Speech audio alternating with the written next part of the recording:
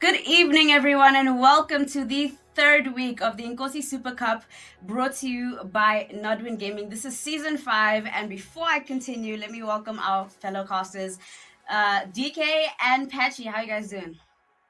No, pretty good, pretty good. Excited to be on Inkosi once again, looking to see which teams, we could be seeing moving up into Umzansi a little bit later on. So it's going to be quite a bit of excitement coming through here today. Yes, and this Yeah. is almost the halfway point. How do you feel about that, Patchy? Are you excited for what's to come, what these teams are going to be bringing us this week? Yeah, well, I mean, it's great to get a little bit of a sneak peek just for myself into Inkosi, because obviously the teams that are coming out of Inkosi are the teams that are coming up potentially into Umzansi. They're the ones that we're going to be seeing at the end of the season, where we have the clash of titans. The teams that are coming down from Umzansi who are having their metal tested, and of course the teams coming up from Inkosi. And I really want to see what Inkosi has to offer, because it's always so interesting to see what comes out of this particular tournament format, especially some of these teams that have gone through such a crazy grind to get where they are. They come with some insane tactics. We always know there's a bit of chaos and craziness that comes from the side. So I'm very keen to get into it and see exactly what the teams have to offer right now. Yes, and as you've mentioned, the goal is to get to Mzansi. The goal of every team is to accumulate enough points to make it to promotion relegation, and that will lead them to Mzansi. So, as we've seen, some of these teams are repeat offenders. They've returned, they've come back, and some of them are new. So, do you have any advice, considering your time in the game, DK? Do you have any advice for those who are coming into the game and they're not really as experienced as the repeat offenders? Consistency, right? That is one thing that pays off quite beautifully for teams if they are able to consistently rather replicate their efforts, continuously bringing in those eliminations, bring in those strong placement points. That is what is going to greatly assist these teams to make it that much closer to making it towards that promotion relegation stage.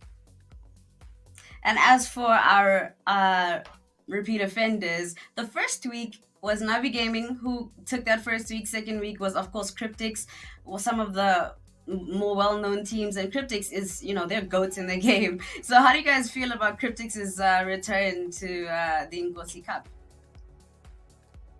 match?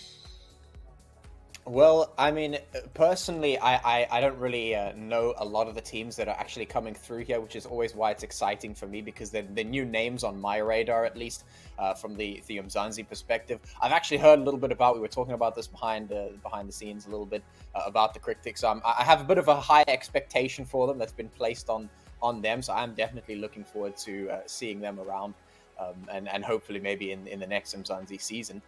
What I'm definitely interested in seeing as well is the kind of metas that we're going to be seeing coming out of the Inkosi teams as well, because we know where Umzansi is right now. Snares mentioned the utility meta, and I seem to agree with a lot of what's happening on that side of the field. So I'll be interested to see if that's what's going on here, or if we see something totally different coming out of some of these well-known repeat offenders, as you call them. Yes, and Cryptics, I'm so excited to see what they can do. Esproxy was so excited when they came, and I was very excited about that as well. So let's look at the schedule now to see how it's going to be playing out today. Cryptics, oh wow. I'm so excited, and I'm very happy that they won that week. But we have Erangel as our first map of the day, and then we have Sanhok and we have Miramar. Now, DK, let's break it down with Erangel and how you feel the strats would be on this map, considering that it's, one of the oldest ones in the game. Well, it is. It's referred to as the bread and butter of PUBG Mobile, right? And rightly so, because it's a map that is included in all scenes of the competitive scene itself, right? All stages, the players and the teams participate on Erangel. So it's definitely a map in which they've been able to hone their skills even more so, really bring in some really dynamic strategies alongside those. So it's interesting to see how the performances on Erangel are going to be compared to Sanhok and Miramar, for instance, as well. And for Sanhok, do you feel that the regular strategies, of the dropping in hot and just killing anyone you can see, because it's quite a fast-paced map, rather, do you think that strategy will work time and time again as it has before, Patchy? You know, it's been very interesting actually to see what has been coming in through Sanhok, because a lot of the time, you know, the immediate reaction to Sanhok is let's go in, let's as quickly as possible get some elims, let's just try and move as fast as we can. But what we've actually been seeing over the progression of teams getting very good at Sanhok is actually the opposite of that happening, going, okay, how do we stretch this map out? How do we actually delay it as far as possible? How do we play out the angles? How do we actually get the maximum engagement distances? And we saw a lot of playing on the hilltops. We saw a lot of spreading out. And it was very, very interesting to see. And then as the teams got really good at that, it's the opposite started happening again, where this fight started to get quicker because the teams were a lot better at doing all the things that they were doing. And so the game got faster once again. So Sanhok has always been and will always be a little bit more of a chaos map. But of course, on your screen here, you can see the prize pool, which is what we are fighting for on top, as the cherry on top of also getting into that Umzansi League. Yes, we do have this prize pool, and each week we have a winner who will be getting $8 per week if they do win that week, and a total of $840 for all 8 weeks.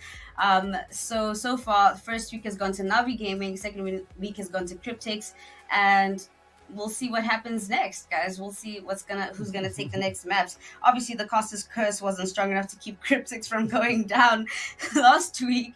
So hey, let's see what happens this week. Now let's take a look at the point structure as well. Please break that down for us, DK. Well, as we know, it is our tried and tested point structure. We have not seen much change to this for quite some considerable amounts of time now.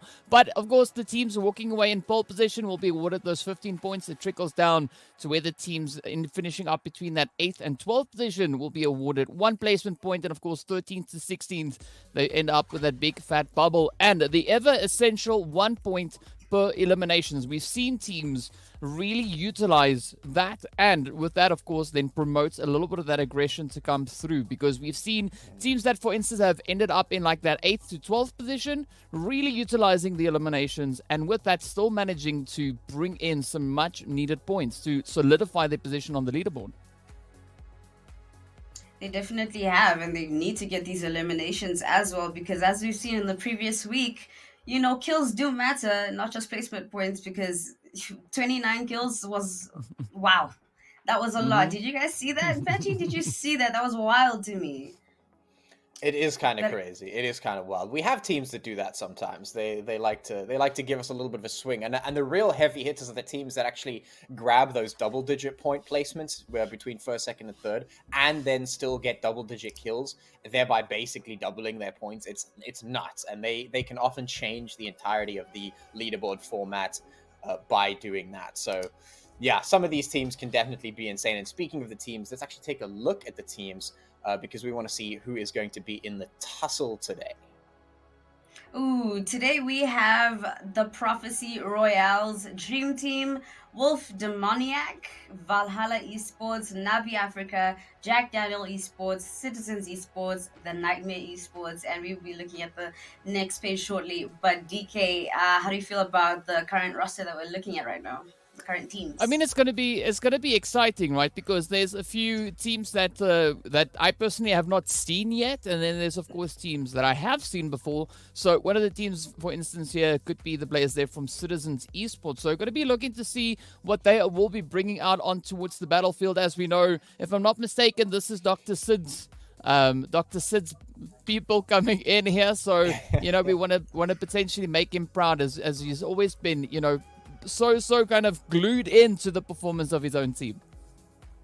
Yes, of course. And we have QES Esports. I'm sorry, guys. I do not know how to pronounce that. But then there's a New Generation Esports, Greedy for Kills. Oh, I've seen them before, and they are greedy for kills. Most Wanted Esports, The Outlaws, Predators, Outsiders Official, Omega Esports, and Zeus. Oh, wow. I've seen Zeus, but I haven't seen them play. So yeah, I'm really excited for these new teams, actually. Yeah, the strategies, I'm sure, will be somewhat the same. But guys, I'm not going to lie to you. I like a little bit of craziness, a little bit of action. So Patchy, do you think that they should be as chaotic as me, just run in there and just kill everyone and leave strategy out the window? You got to do that sound effect again, though. I mean, that was just beautiful, right? I mean, we got to Oh, see it on camera as well. No, so Oh, I that was. just so basically, we like into the site when I'm playing Valorant, and there's no strategy, no thoughts. We get in there and we just shoot everyone that we can see. So that's what I want to see. I'm a chaotic kind of gamer, you know what I mean? So, Bachi, I'm sure maybe are you the same? Do you like a bit of strats? How do you feel about that? So I feel like there's a little bit of play between the two of them because I'm a big fan of strats. I'm a big fan of strategy. Employing a game plan, I think, is probably a very critical point of getting really good at any given map. Especially in a map like, for instance, Erangel, where everyone's played it so much that you kind of hit a stalemate a lot of the time, and so you have to have a little bit of an edge over your opponents here and there. So I think coming into it with a game plan is very, very important. But I also acknowledge the fact that you can't have a strategy for every outcome and for everything. Things go wrong. It's the game. That's just how it is. It's PUBG Mobile. It's crazy. There's a lot of chaos. There's a lot of randomness sometimes with that zone. And all the rotation. So you can't always just have a plan for everything. Sometimes you've just got to no brain and just go for the kills, go for the aim and hope it works out. And sometimes it does. We've definitely seen some fantastic plays coming out on that front as well. So I think there's a little bit of both when it comes to that. Well, thank you for your feedback. I really appreciate it. But now the game is starting, so I will leave you with our casters DK and Patchy. And to all the players, good luck and have fun. Very, very cool. Thank you so much. And it is indeed map number 1. It is, of course, going to be our bread and butter, as it were, our Erangel map. As we go in onto that map, you can see we have a lovely flight path heading in from the west there by the Georgia Pole area all the way to Lipovka on the east. So slightly northward bound flight path. Not too bad, though. Unfortunately, that means no military base drops for me. I'm still on about that. I will cry about that for the rest of eternity. But the teams will get on here, and we will see what they have to offer, DK. What do you think these teams are going to be doing? You think they're just going to be running and gunning it and hoping for the best, seeing if they can get through that grinder with kill points? Or do you think we're going to see some teams maybe squeaking out some big brain pro strats here? Ooh, I mean, both those strategies have credit, right? Or merits, or whatever you want to call it. But, I mean, I wouldn't be opposed to teams really getting out there and getting quite aggressive, right? Because we've seen that strategy, especially working when you're limited with the amount of time that you have to perform and you want to try and establish a good dominating position on the overall leaderboards, right? Because as we know, only a few teams will be making it through to promotion relegation, right? So every and any opportunity you can get to acquire additional points to strengthen your position, I'd say go for it. Yeah.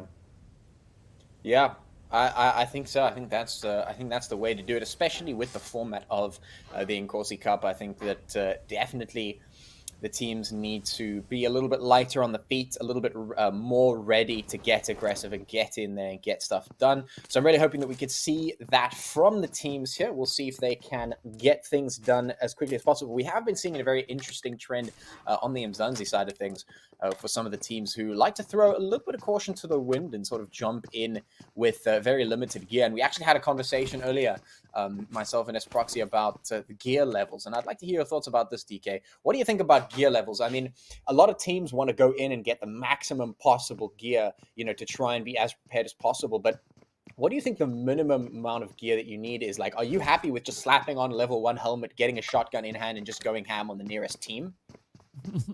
I mean, so it's not necessarily what level gear it is that you're using.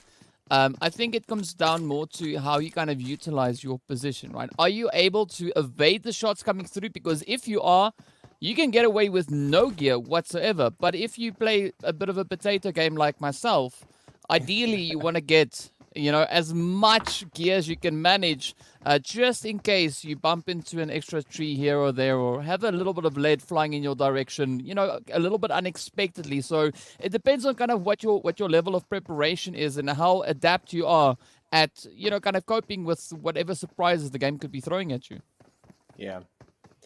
Yeah, for sure. I mean, that's absolutely right there. I tend to be quite in agreement with that. For sure, the game can throw some pretty big curveballs at you, but I think these players have what it takes to respond to that. So I'll be interested to see what comes of it. For the moment, we are seeing the teams getting their gear, getting ready, and preparing for the inevitable battles to take place. And I know that we don't really have all of the teams on our roster today, and it looks like we do have some fighting over there in the kill feed as well. So it looks like teams are taking a little bit of advice about aggression there. Shad getting taken down there. A couple of other players also dropping quite quickly. And we have actually seen a team elimination already. So that's, it's the first 3-4 minutes of the game. Not too bad. Not too shabby. Hopefully we see a little bit more of that.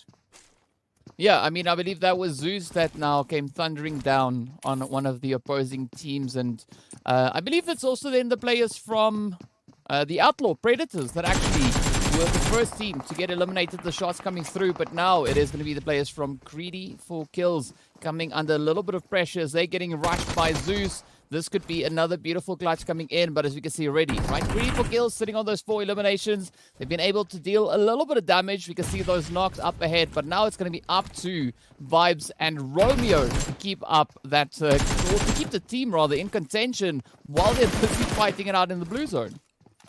Yeah, and I mean, this is definitely a bit of a tricky situation to be in. You can see that Greedy for Kills is definitely staying true to their name right now. They're just greeding for those kills. Blue zone be damned. They don't care. They're going straight in and they're getting ready to pick up those free kills and those free points. You can see already Greedy for Kills picked up 4 of those elimination points. You can see that up there in the corner, and they are just ready to pick up some more of those. This is a bit of a difficult one here for Zeus, as they have not been able to find a way out of this, and the meds seem to be favoring the Greedy for Kills team right now, and they're quite happy to just be medding up and waiting out the long haul here. I wish they would push out on this particular position, though, because I feel like they had a little bit of an advantage here with Hector and Lucifer on the corner of the wall being very, very low on HP. But I guess because they're fighting in the blue zone, those HP bars need to be heavily focused on the side of G4K. Yeah, I mean, it's a bit of a gamble, right? Because fortunately, it's only that second phase. So it's not going to be doing too much damage with regards to the blue zone. So they can actually afford to be a little bit more bold in their approaches here. But they don't have 100% information as to where the team from Zeus really are situated. So I'm not surprised to really see the players just hanging back a little bit more. But ideally, we want to see the players there from Greedy actually looking to get a little bit more greedy, not only with eliminations, but also with regards to their positioning. So fortunately for them, that zone shift has just moved up over on towards the eastern side. So it does present them with a bit of a possibility to get themselves situated back in towards the zone, seeing that we still have 15 teams remaining in this lobby. Yeah, I mean, part of the issue here with what's happening here for G4K is they could have evened it out, as we were talking about now, but they had to play a little bit more hesitant, and so they weren't able to capitalize on the knocks that they actually picked up, and they traded out 2 players for that, but Zeus didn't. Zeus didn't trade any of their players. They got all of their players back up and ready, and they've started to rotate out now. And you can see that that's taking its toll on G4K. I mean, they are spamming the meds right now. Romeo on his last one. He has to just take a sprint for it now because what else is there to do at this point? Yeah, and this is where Romeo is asking, wherefore art thou safe zone? As the shots now continue to fly through from Romeo, picking up those eliminations. That is going to be the 5th one now locked in for the team. And of course, the first one for Romeo. But now they're going to have to try and just move up a little bit further, looking to get themselves, into a decent setup at least. But unfortunately, Blue Zone is going to catch up with them.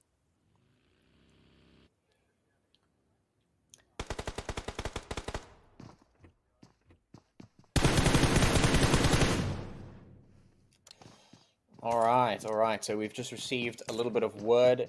We should be probably returning in very shortly. I think we're going to have a rehost of this match. We're not too sure exactly why that is. We'll have more information probably a little bit later. But for the time being, we will have to be switching back on that one because something has inevitably gone wrong. So at least we could start talking about what we have seen in the first couple of minutes of that game. Yeah, guys, please explain to me because I'm too new at this game to say anything. I don't know what's going on here. Yes, DK, tell me. I believe we had a zone glitch come through, right? So that is something that, some of the gremlins that sometimes just creep in as with anything. So we did see, of course, we saw the map really early on, just as the players all got off of the plane and we got to that stage where the zone appears. We had the blue zone already in there. So I do believe that was kind of part of the issue. It happens. But of course, nothing that a little bit of a rehost can't fix. And then we can get the teams right back in the action once again. Yeah, guys, honestly, I think I'm gonna start playing PUBG, right, guys? Okay, I'm gonna start playing it, and then I'm gonna make a meme team, and I'm gonna join Inkosi, right? And I'm just gonna hot drop all the time because if you hot drop, it builds character, right, guys? Yeah. So after I hot drop and die, I'm just gonna get back on the desk and act like nothing happened. Because there is no way I'm gonna beat any of these teams. They seem all correct, considering that so many people died in the beginning. Like, hello, I didn't get to see them, unfortunately. But yeah, from what you saw, who did you think would have taken that in another life, Patchy? I'm not too sure who would have taken another life, but I know who I would have liked to see taking another life, and I mentioned this a bit earlier, but Greedy for Kills, I'd like to see them double down on their name and get even greedier for the kills. Because they definitely had a bit of tempo that they were a little bit sus of working with. I mean, you can't criticize. I don't think any of us could really do any of that. But I mean, just the optimal play would have been to try and convert on some of those kills just to try and even things out. But unfortunately, the players got in a bit of a tough one, and we had that zone issue. So we'll see if the teams can maybe do something else once we have our game fixed. PUBG, please. We just need you to work so that we can play the games. But yeah, I think it's a good sign that we're seeing some of the teams clashing nice and early because they know that the format is a little bit different here. They know that they need to get in and they need to get as many points as they can as quickly as possible. There's no real reason to try and do the big time counter strats because I mean you're just going to be facing some new guys next time and it's going to be chaos all over again, which is why I actually like the Inkosi so much. I said this earlier, they have some really crazy stuff that they come into the Umzansi with a lot of the time when they eventually make it up there, and it changes the way the game is played just about every single time. We over the season of Umzansi we usually get a nice little meta that sets in, everyone kind of knows what's going on, and that's how everything gets played. And then you bring the Inkosi guys in and they just shake everything up, all the strats go out of the window and we kind of start again, and you don't know what's going to happen. So at least the teams are still on their toes on that front. The teams are still very aggressive, they get in the fighting. The strategies can come later. We want to see the fights now. Definitely, we do want to see the fights. And not to mention a different game, but I noticed a similarity in what you're saying, where the Inkosi teams will come into the Mzansi, meta and change things up because they're so new, fresh, new ideas, and change things up. In a different game, Valorant, Radiance, who are the top best teams, best players, they don't like playing in the lower level players brackets because they're unpredictable. They don't know what's going to happen. And I love that. I love the fact that, at least there's some sort of weakness, and you don't have to be too intimidated by the stronger teams. Because even if you don't know the game too well, one thing you do have over them is that you don't know much. And so what you're going to do, they can't predict. If you don't know what you're doing, then they definitely don't know what you're doing. Exactly. And that's what I love about being like a complete new player. It makes me happy that that's the type of thing that would happen. So DK, if you were in their shoes, would you be feeling that same thing, or would you sort of conform to the meta? I mean, it all depends, right? But also, if we look at the different dynamic coming through between Inkosi and Umzansi, right? Umzansi, the teams know who the competition are, and they are able to compete on a regular basis against each other, even though the groups are swapping in and out. That happens, we know. But if we look and compare that to what we've got in Inkosi, right? It's not the same thing because we've got different teams every week, and there's no consistent guarantee that you are going to be playing against this particular team. So there's no way of really doing any VOD reviews or looking to gather information on your opposing teams, right? You're gonna have to take it the way it comes in. So that brings quite a bit of excitement through, as Patchy's been saying, because you never know what the opponents are going to be bringing in. You never know what strategies they're going to be looking to bring along with that. So in a sense, it does harden the teams in a completely different way. And once they then meet up with the Umzansi teams, it's two different worlds essentially meeting up together. Yeah, it's two different worlds, and that creates the kind of content that we need as well as viewers, as people who are still trying to learn the game as well. It, like, you know, it brings a air of like freshness, and it's not just the same thing being repeated over and over and over again. That gets boring, you know what I mean? You know, you play the same game too much, you know, you go to another game because nothing's going to change. But in this game, everything keeps changing. I think that's what makes it very exciting. So Patrick, have you played PUBG a lot, or... Look, I mean, I definitely haven't played it as much as these guys, clearly, because I'm not as cracked as any of them, but I do enjoy my fair share. There's a couple of maps that I wish were in the game that we don't see, but, you know, that aside, because I tend not to go Sanhok very much, because we'll see when we get to Sanhok. And, of course, everyone's better than you at Erangel, so... You know, and then unless you're really good at long ranges, which I'm not, then Miramar doesn't really work out for you too well either. So you're kind of not left with much option. But I do enjoy dabbling with my own crazy strat, which is actually kind of also why I like seeing some of the Inkosi stuff come out. Because a lot of the time, when players and teams come from the Inkosi side into the Umzansi side, they have this idea of like, okay, well, we don't necessarily need to perform because there's no huge expectation on us to just win everything immediately. So let's just try new random stuff. Let's get in a boat, go all the way to the other side of the map and go all the way around and come from behind where no one expects us. You know, like that's the kind of stuff that I like to see.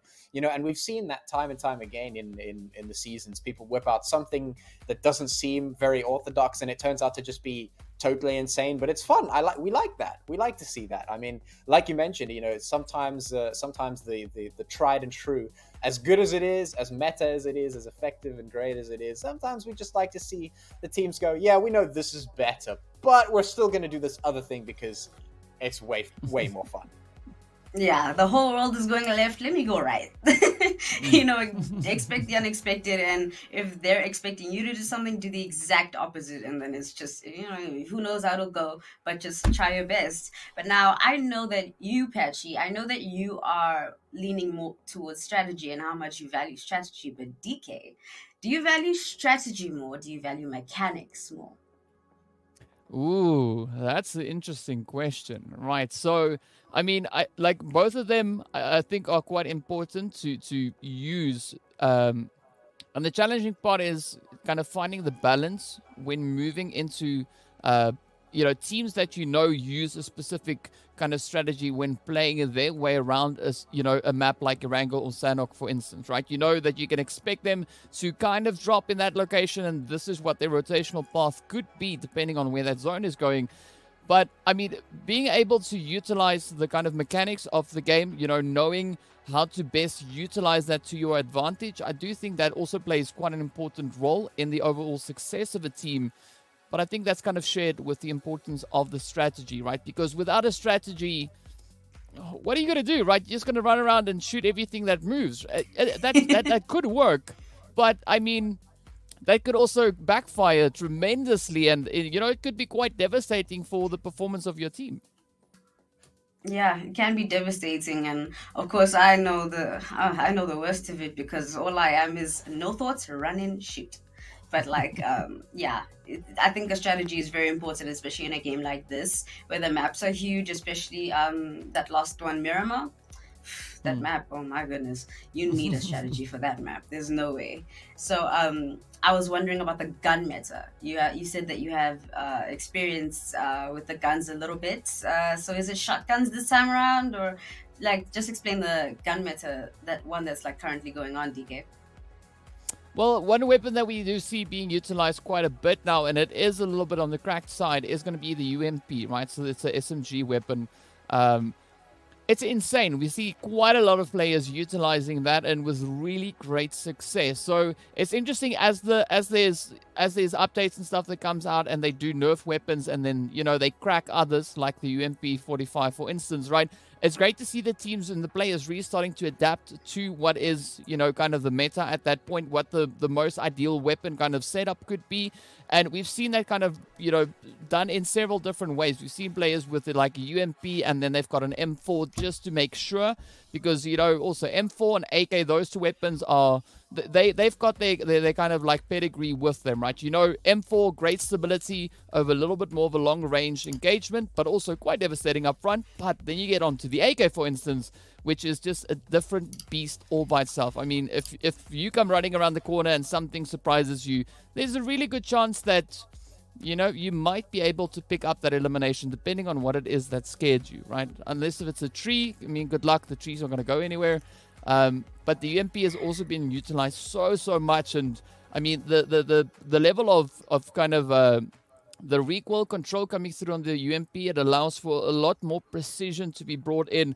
The range not always being that great, but a lot of precision, especially looking at how these teams are fighting. And we do see that come through a lot on Sanhok, for instance, as well.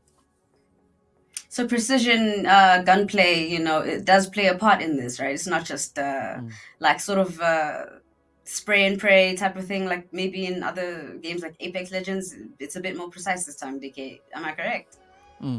Yeah, I mean, you really have to try your utmost to try and get those points in, because at any point, your opponent, unless of course they're fighting out in the open, which is not advised, they could be really utilizing the hard cover that they have to their disposal. So be it a tree, a rock, a building, a vehicle that's been exploded, there's so many different elements that play into that factor. So the more accurate you can be, the better it will be, because we've seen players actually getting knocked down by them getting shot in the knee. Now, that's a small little piece that's peering out from behind the tree, and it's so difficult to hit that. But if the accuracy is there, I mean, it works out quite beautifully. Yeah, that's actually really good, like insight to the gunplay and how things should be done, or at least in the most efficient way. It makes me think about past games, since we can't really focus on the current one. In the past games, I noticed the gun that you mentioned, the UMP, it has been used a lot, and someone tried to push with it. I forget who it was. It might have been God Esports, I can't remember, but one of the members of a team pushed, and I think they pushed with like the wrong gun, and they pushed on their own, and they got completely rocked. And then the entire team just ended up, being eliminated unnecessarily. And so I was wondering your thoughts, Patchy, on aggressive moves like that. You mentioned aggression a lot in the beginning of the match that just got stopped, but how do you feel about aggression, like on a consistent basis in a game like this, on a map like this, where aggression can get you eliminated early? Well, I mean, you mentioned earlier that I'm a little bit of a fan of strategy, and that kind of zooms down a little bit into tactics as well. Because if you're just brain off all the time, then you could make a mistake like that. You go in with the wrong weapon, you don't have the support of the team, you don't know where your team is, you don't know the locations of positions, you don't have utility, you don't have support. All of these things play a factor, and they become very, very important when it comes to winning. And it's so, if you want to be aggressive, because aggression can definitely win you the points. We were talking about how important the 1 kill, 1 point score is, and how that can be very, very rewarding for teams that know how to get aggressive. It's the key of knowing how to get aggressive. Do you have the team support? Do you have Overwatch? Is somebody going to cover you? Do you have the utility to move up? Can you make the push? Do you have the right weapon? I mean, you mentioned yourself, if you've got the wrong gun, sometimes it can just be absolutely horrible. I mean, if you have a mini Uzi and you're going around the corner, that's great. But then suddenly you've got a sniper rifle, you're going around the corner, there's 4 guys. What are you going to do? Maybe you can hit one if you're cracked enough, but then that's it. You have to reload, and the rest of your team is dead now because you have the man disadvantage. So you have to think about the plays a lot of the time, and sometimes your aggression has to be very thoughtful and careful, and you have to employ the correct tactics to get there. I mean, yes, you can definitely get those positions where you have to switch your brain off, especially in the end game towards the final zones, but ultimately, you do have to put a lot of thought into what you do for the most part. Yes, so you have to scout. You definitely have to scout positions. But the game has begun. Thank you, Patchy, for that commentary. I will be leaving you guys once again with the casters, and good luck and have fun to all of the teams. Thank you so much, Presley. Let us get into the game once again. Many apologies for that delay. The rehosts are necessary to give the teams a fair chance and make sure that no one is getting the short end of the stick. Here, we like our fairness of chaos, right? PUBG dishes it out, and PUBG is a cruel master, but at least it's a cruel master to everyone. And so that's what we're going to be getting into here once again as we head into map number 1, into Erangel, with a different flight path this time, up from the northeast down to the southwest, just to the side of Primorsk. And we're going to get into it once again. DK, do you think we're going to be seeing the same levels of aggression coming out of these teams? Are they going to get busy early, or are they going to maybe take it reserved based on the results that we saw from this last game that we had to abort? I think they might be looking to step up the aggression, right? Because they've now already had a bit of a taste there, and now they want to try and potentially maybe just capitalize on that even more so. But it does seem like we're having the same map thing again this time around.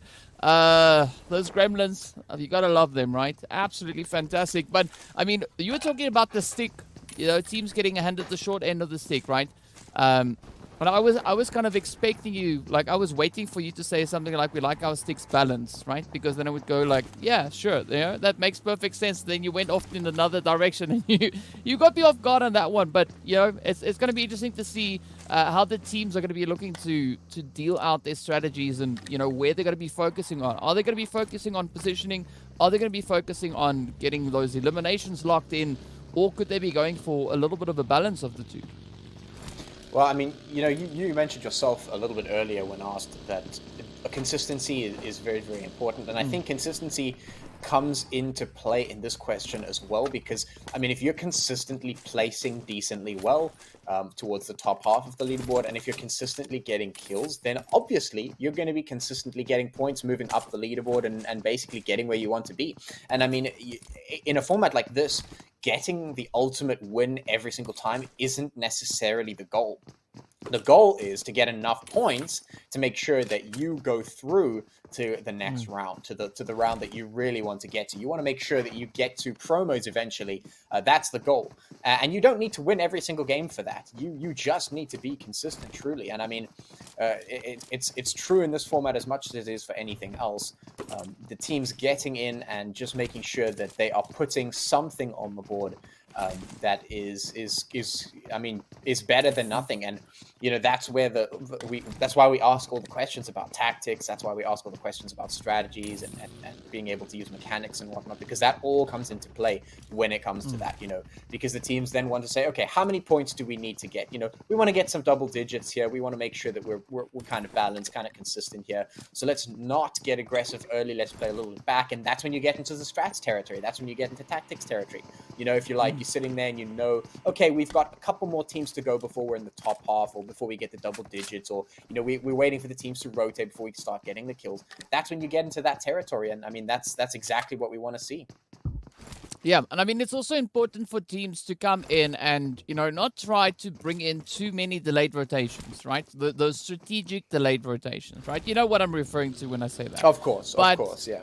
But, at the end of the day, the ideal would be for the teams to try and grow along with each other, right? So you want to step up, you want to try and challenge your opponents, you want to see if you can find a strategy that works for your team in order for you to succeed to the level that you want to achieve, right? So aside from teams performing well, they also then are rewarded with, as we know, with a little bit of that prize money that they get, as a little bit of a consolation prize as well. But essentially, at the end of the day, they do open up that opportunity to see themselves progressing to the next stage. And that is where they get to kind of measure themselves up against teams that have had a few more opportunities and they are a little bit more experienced. So, and if you want to see the teams trying to shake things up, right? So we've heard this many times in the previous seasons with Dr. Sid, we said, the table shaking. I want to see that, right? I want to see those tables being shook. I want to see them maybe even thrown at a few windows, whatever, right? Go to the extent that you need to go to, but step up and keep your opponents guessing. Yeah, shake the tables, throw the tables through the windows, throw the windows through the tables. That's exactly what we want to see going through these players' minds right now. We want to see all of that and more. And right now, of course, that play zone being a little bit of a nuisance.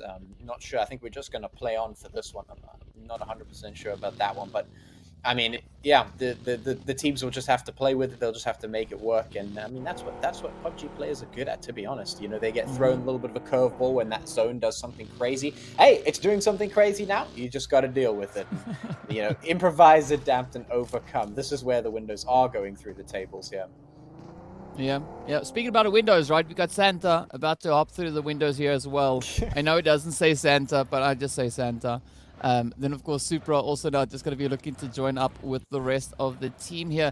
But we definitely see some interesting positions coming through with regards to the teams, right, as to where they've dropped down. We do see a lot more of that condensation coming in, not a lot of really crazy splits coming through. So I'm liking the fact that the teams are looking to get a lot more into contention here, right? They want to keep it as difficult as they can possibly manage to have it. And now, of course, we've got the players here from Navi Africa, also right there, just on the outskirts of the lovely Pachinki itself. We can see them positioned out in the open fields. But I'm liking the shift that we saw coming through from the zone, right? Again, kind of moving closer towards that potato hill kind of setup, all these different angles that the teams find themselves in. And Timo coming through with the hits once again.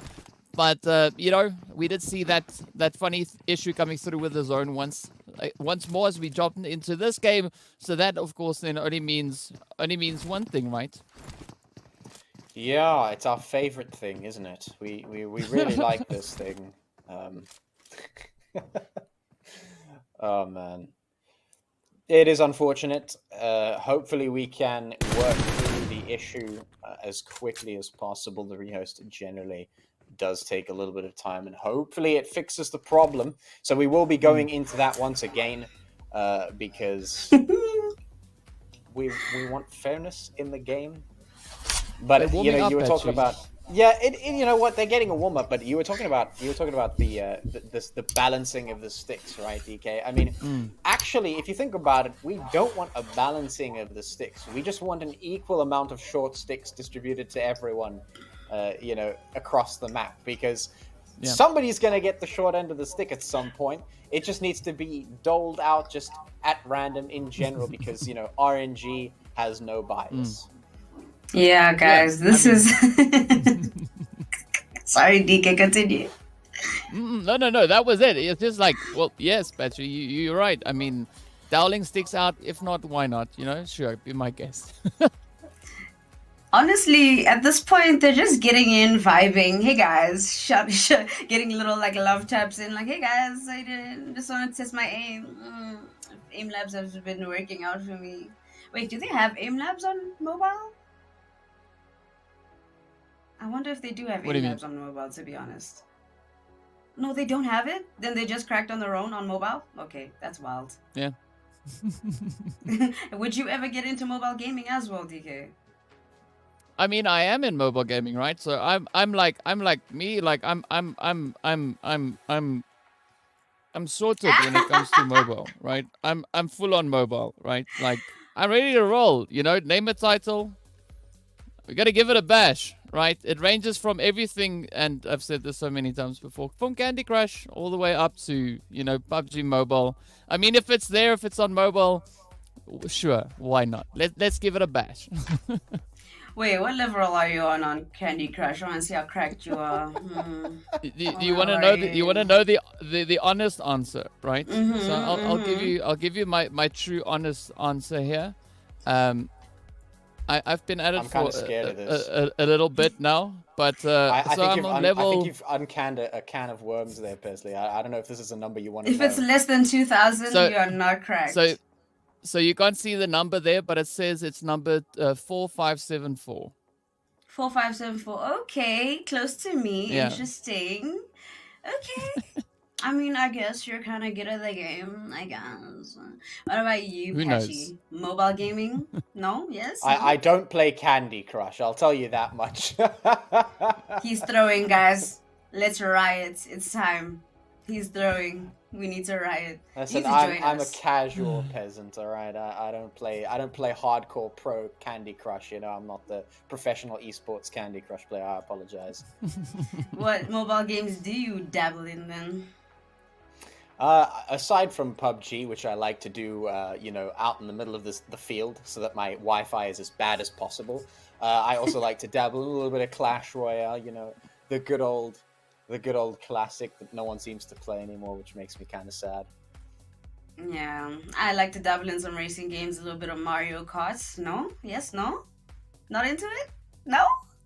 Guys. Maybe Mario rather Kart Gran causes Turismo or feuds. Forza. Maybe Yeah. Gran Turismo or Forza. Forza then if you want to go racing. Mario Kart just makes enemies. You will lose all of your friends playing Mario Kart. You said I had friends. Joking! To all my friends out there. Joking. Jokes. Just kidding. Love you. But I might try Forza. I have some friends who play Forza as well. I didn't know it was a racing game, to be honest. But I might get into it. What is it even about, DK? I haven't seen it.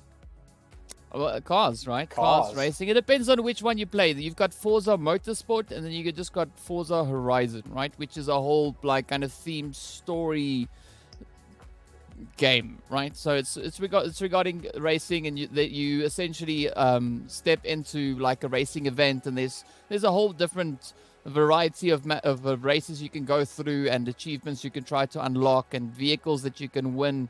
I mean, it's quite exciting, but you know, in my opinion, not as exciting as PUBG. Well, yeah. I mean, but I don't want a story game. I just want to race and blow cars up, you know? You can. It's a free world, right? You can go out, and if you want to only like run over trees and cacti, that's exactly what you can do. Yeah, I actually like the vehicle aspect of PUBG, which other games don't have, to be honest, because other games do have vehicles, but who uses them? Because as soon as I see you in a vehicle, you're getting blown up. So there's that. You know what I mean? Like, there's no point in using a vehicle in any other game. But PUBG, it's actually very essential to be using it, especially on a map on like Miramar. I've seen some people blowing up tires. Excuse me? What? Like on random vehicles, guys? No. So, Yeah. Veggie, tell me about the These are the rotations traps. that may require vehicles on your. Well, favorite this is map. actually something we were talking about a little bit earlier in, I think it was, yeah, well, it was a couple of weeks ago.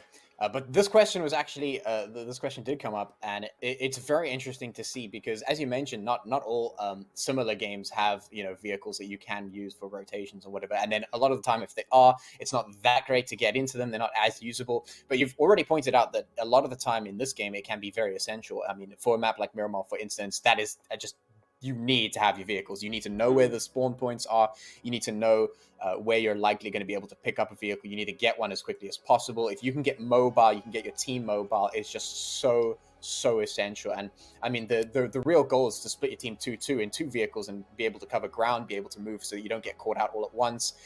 It really is just a whole like next level, next layer, just to add to the turmoil. Because on a map like Miramar, for instance, rotations are very, very essential, but because getting into position can mean the difference between just getting a chicken dinner and just losing immediately, right? If you get caught out of position, it's going to suck.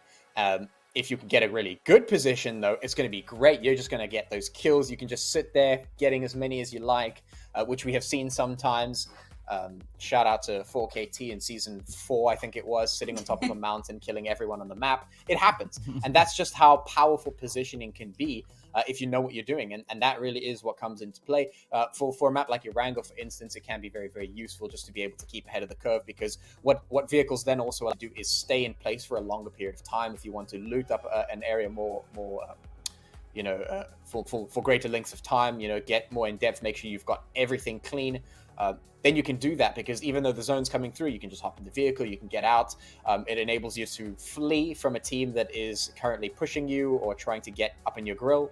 You can just get out as quickly as possible. They're very, very handy. But on the other side, of course, there is DK's favorite thing to do, which is blow up all the vehicles, which does tend to happen at some point in the game. If it's not GTA in the middle of the game, then it is just like total chaos towards the end of the Boo! game when all the teams finally bring all their cars into the final zone and just start blowing them up to either make the hard cover that you need to stay alive, or because you see your enemy getting into the other side of the zone and you're like, they're over there, and then you just blow them up because why not? You know, if they're hiding behind a tree, but then the car's there next to them, then you shoot the car, it blows up, and then they die, and you win. So it is definitely a bit of a give and take, and it's a very essential and enjoyable part of the game. Yes, chaos, confusion. We love it. I love blowing up cars. I love it entirely. Like one of my favorite moments of PUBG, since I've quite literally only been casting it for 3 weeks, so I have limited. But I know you guys have your own special moments that you probably can't, forget ever. One of my favorite moments was when that one team, I won't mention any names, we don't need to relive the past and, be sad about it. But there was one team that was in the ocean. I think it was Sanhok.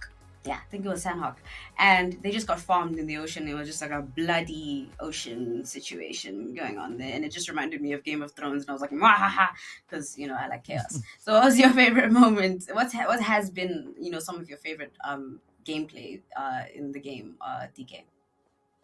I definitely say some vehicles getting stuck in really interesting places, right? Places that I don't think they were really designed to go or designed to end up. That does make for quite an entertaining situation once we see that kind of happening out on the battlefield. But yeah, I mean, as Patchy said it, right? Those vehicles just going boom. I love it because it's always quite exciting and there's a lot of carnage that comes through from that. And a lot of teams then learn that sometimes it's better to rotate up in your own separate vehicle, each individual player, instead of, doing it like a carpool situation, because all it takes is one great vehicle explosion to end it for an entire team then. Yeah, I've noticed that they do travel in separate vehicles, and I didn't know why. I never considered it, but listening to you, Patchy, explain the importance of, how easy it is to get killed. Like, it's actually really important to travel in your own vehicle. But what has been one of your favorite moments, funny ones or just very cracked ones in the game, Patchy?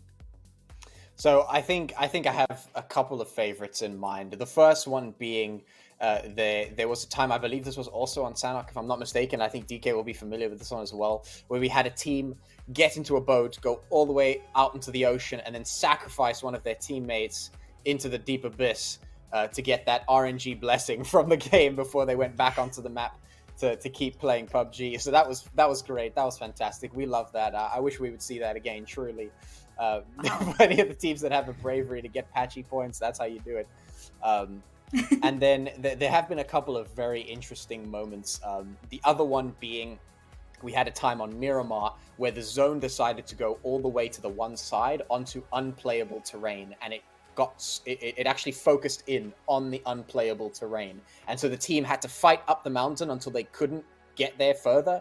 And so then they just had to fight out in the chaos because they couldn't get into zone because it was physically impossible, because just PUBG really likes to do that to you sometimes. So that's always great. And then I think perhaps the last one is one that I did mention a little bit earlier, where we had 4KT get onto the top of a mountain, but I didn't mention how they got there. They got into a car, drove vertically up the mountain onto the top, which you usually wouldn't be able to get to, but they just decided to drive straight up onto it, and then they just sat on top of it and killed everyone from there. So there's just, the shenanigans are great. You can, it's just amazing. Because gravity, right, doesn't exist. Yeah. Not one of nope. We don't even know what that is. But I'm like very surprised at that first one that you mentioned. I'm like, where have I been and why have I not been watching? Because if something like that happened, I would be screaming in my room, rolling on the floor, laughing, having the time of my life. And I would probably clip it and like add it to like a clip reel of something and like put it on YouTube or something. Is there any way I could find that or something? It's probably in the VOD somewhere. I don't know which season that was. Was that like 3? I think that may have been like season 3 or something like that. It's somewhere there in the sea of VODs. But it was so guess who's gonna be watching Nodwit Gaming VODs then? VODs. Oh my gosh. But DK, have you been watching the VODs lately? Have you been seeing the gameplay from the past players from the past 2 weeks? Yeah. I mean, that's what that's part of the job, right? You got to come in, you got to see some of the performances from teams to get a bit of an idea as to what you could be expecting coming through. But Inkosi being Inkosi, right? It is so unpredictable, and as we saw this week, again coming in, it's a completely different setup. So the team's not really having enough to kind of get those VOD reviews in to kind of know what to expect when they step out on the battlefield. I mean, who would have guessed that we are going to have 2 zone glitches back to back, right? It's never ending stuff. I mean, and that's what makes PUBG so exciting, is no 2 matches are ever the same. Okay, so yeah, no 2 matches are ever the same, but I'm pretty sure the game has just started again. So guys, I'm gonna leave you. Go ahead, guys. Have fun. Good luck. And bye, Costas. Thank you so much, Pesley. 3rd time's a charm, ladies and gentlemen, and everyone else. We're getting back into map number 1 for the 3rd time. It's Erangel. We've got our zone, and it looks like it's working normally, DK? Yeah, 3rd time's the charm, Patch. 3rd time's the charm, right? I mean, that's all it is. Like, you just got to dust it off a little bit, right? And it just wanted a little bit of TLC. The teams just had to warm up the action. That's what we were waiting for. And as we can see now, everything is the way it's supposed to be. We got that nice zone all the way down towards the southern side. So a little bit of patchy points coming through on the zone edge there, as we have a lot of teams now having to rotate down on towards that Sosnovka Island, potentially. But we'll get confirmation on that as we make our way in towards that 2nd phase. But for now, it's looting stage, right? Teams going to be looking to grab those weapons, and then we'll see the mass migration coming through. Yeah.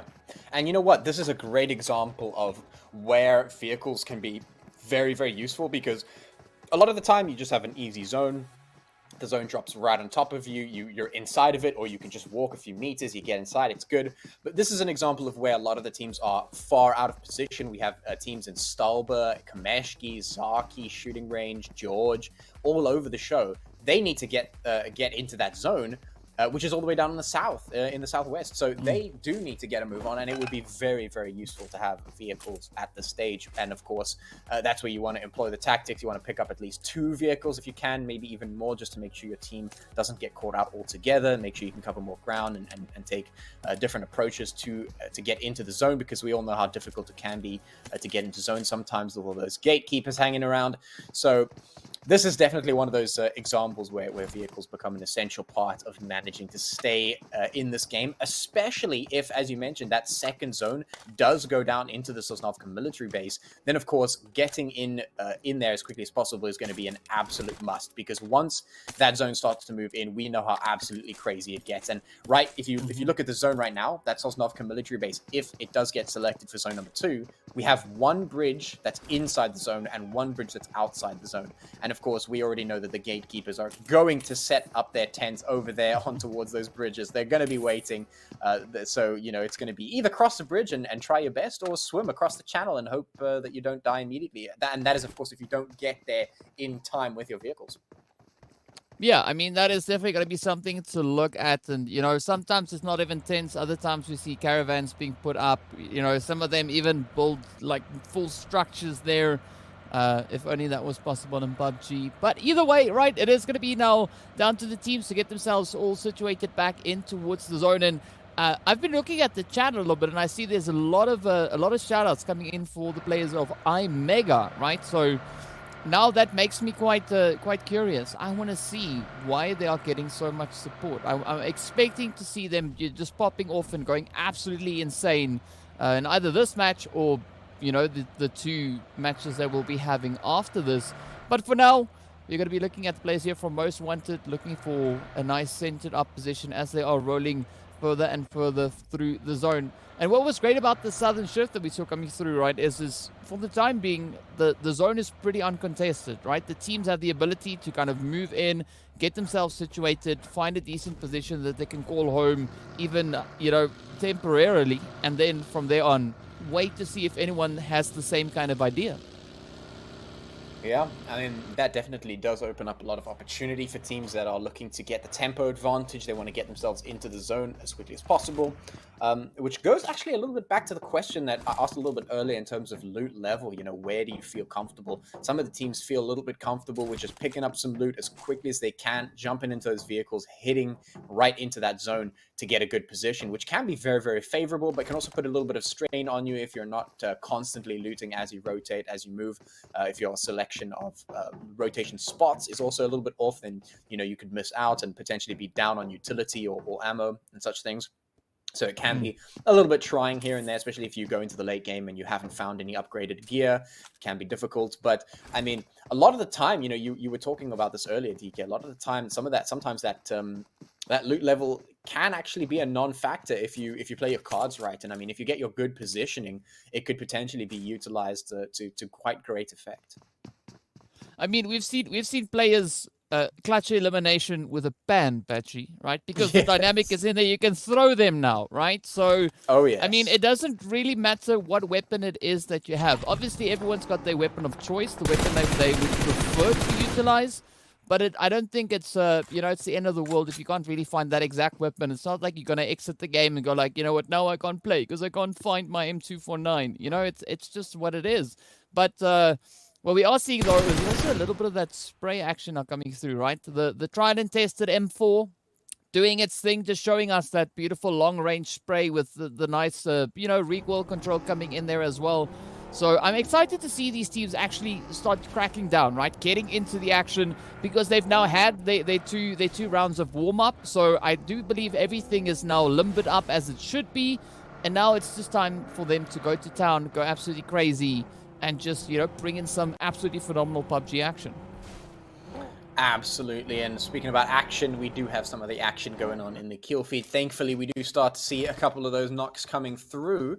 We haven't seen any eliminations this time around, and we have almost hit the 10-minute mark. So the teams have decided to not get into those early brawls just yet. They don't want to lose their players, their numbers advantage for the moment, although we do have a little bit of action going here on the coast. We've got Farinas swimming there in the beach, decided that PUBG is a game that they will play later. They don't want to play PUBG right now. They want to play a beach swimming simulator, and that is what they have done. They've gone for a nice lacquer swim out into the middle of nowhere, and they will pay for it with their lives. Vibes just going to pick up that one for free. A nice kill in the pocket for the side of Greedy for Kills, who I would like to see be very greedy for kills. They featured in the first iteration of this map the first time around, and I'd like to see them come through again with a little bit of a kill fiesta there. We did see some nice loot upgrading going on the screen there. You can see Jack Daniel Esports just taking control of this particular compound, and everyone is just presently biding their time, knowing that the fights are imminent, knowing that the chaos is about to ensue as a lot of the rotations come through, and of course that zone switches up. It'll be interesting to see where it decides to go, DK, because I'm kind of ready for it to go down to that military island right now. Oh yes, I mean I'm not even surprised to hear you say that anymore. It's like, and I have to agree with you, right? It would be quite interesting because we already see two teams situated on towards that western bridge, right? So you're talking about those gatekeepers coming in. The teams looking to set up a bit of a bridge camp as well. So I'm excited to see whether or not we're going to have any of those major kind of headaches come through for the teams, especially down on towards that western bridge. But I'm liking the rotations now starting to come on through here as well, right? We got the players from, I believe that is New Generation, starting to make a bit of a roll in. They are also starting to converge down on towards that western bridge. And this is where things are going to go absolutely crazy because there's three teams over to the bridge. We got the players here from Jack, of course, holding their position over on towards Ferry Pier, just towards their north. We've got the players from Most Wanted. So there's a lot of contention now starting to develop here as the teams are coming through with those rotations. But of course, we do see also then the players from the Citizens coming in with a strategy that is not too foreign for them, right? A really delayed kind of rotation, still just hanging on to that blue zone and not full sending it out into the safe playable area. Yeah, Absolutely, absolutely. We're going to see what will ensue for the next few minutes, or the next few minutes are going to be decided by the zone as it starts to close on in, which is about to do any second now. Of course, the teams are just holding their breath as to where exactly the zone will decide. It is the arbiter of the next phase of the game, and we will see where it goes in just a second. It will be very interesting. A lot of the teams have already made their way inside the zone. They are actually quite heavily focused around that coastline, as you saw a little bit earlier with those fights, and that's to no surprise considering that they will most likely have to make the dash across that bridge or across the channel to get to that island if it does decide to go there at the end of the day. You can see Jack Daniel Esports, they have a little bit of an outpost here along the road, and the zone has finally shifted here, and it has shifted off towards the west, so it is not going to be on that military island, and the teams are now going to have to relocate themselves along that coastline, most likely, trying to eliminate the angles. Here's Romeo finding a good angle on towards the team right across from them, and Thirsty actually protected by the wall, but that's not going to stop Romeo from just throwing those bullets down range to try and pick up some kills, being true to the name and trying to greed a little bit for those kills if they can pick them up here. Yeah, but unfortunately, right, the shots are not going to be able to get landed through the walls itself. Meanwhile, it is going to require Vibes now to just come rushing on forward, but a quick trade now being applied there as we did see Wrath now also just letting it fly and bringing in a quick little bit of a defensive performance here. Thirst, however, well, will get thirsted up, as the name kind of suggested. It's almost like that please cut here line, Batchy. That's almost like what we had on that play right there. But we are seeing quite a few engagements are starting to come through as the teams are definitely, they're rushing in. They want to get aggressive. We can see the players there from Wolf also now coming into the feed as those hits are just being hammered down on towards them. But right here up towards the compound is going to be Jack Daniels now having to show us what they are made of, as we have the players there from Navi Africa as well as the outsiders now moving into position around them. Yeah, we will see what they're made of. Are they made out of Jack Daniels, or are they made out of something else here? The rush comes out from Skyer, but he's going to get taken down by a shotgun, no less. The bot, just staying true to his name, doesn't really care about the rest of the guns. If the shotgun has 2 bullets, that's 2 kills. Easy peasy. And he's going to be able to pick that one up. Now, Jack Daniels Esports a little bit on the back end of this fight because they are surrounded. They are absolutely cornered. You can see Aizen inside of that crate. Doesn't really know how to push out yet. They do have support in terms of Lobo being right up at the top in the window, but I mean, Aizen can't really push out of this particular spot. They're just way too surrounded right now. The shot's coming through from D1 Dun, G Dun, Gadun, Gadone, this guy. Yeah. yeah, they will get the job done, right? That's just the way it goes. But I mean, the pressure is on. Baba also just holding that position. Meanwhile, over on towards the lovely Wizard Tower, there's going to be the players here now from iMega finding themselves in a little bit of a dance to the finish, right? As we can see already, Valesco taking quite a few hits there with regards to that health bar. Now just trying to get low and stay out of harm's way. But now look at the shot here. Lucy stepping up with a beautiful spray. We got Fianso. Down they go. Beautiful connections being made. And this is where iMega now really have to try and kind of hone their skills. They've got to push in and try and just overpower the players from the side of Zeus. Yeah, and that Wizard Tower is offering absolutely no protection here as iMega is just finding knock after knock. Just the pressure is on at the moment because both of these teams are scrambling to stay alive. You can see Zeus just trying to cover the angles, trying to get those nades in. Valesco is definitely in a compromised position. Fool going to go right up in towards Lucifer to get the res, and this might be the tide turning against iMega. They had a bit of tempo to work with, but no longer. The tempo is not in their favor unless he can find this one. He is going for it, but no, he gets outgunned. Hector just too good, too accurate, finds that laser beam shots, and despite being at a disadvantage, will still find that win right there. iMega just getting clapped back over here. We've got 14 teams still playing on this map right now. The outside is down in the building just up ahead of Navi, but keeping a weather eye out with that M4 in hand. Shotgun still on the back just in case he wants to go ham. But the rest of these teams here, the outsiders, of course, just trying to stay hidden inside this building and stabilize the position. Yep, and as we know, right, the outsiders, they are an experienced team, so I'm looking to see that experience now kind of showcase itself right here out on the battlefield as it is going to be those nades now getting sent back and forth. But of course, the players here from Navi Africa are going to be holding it steady. Jack Daniels now just going to be barreling down on towards that eastern side, as we can see Aizen now just trying to hold it up.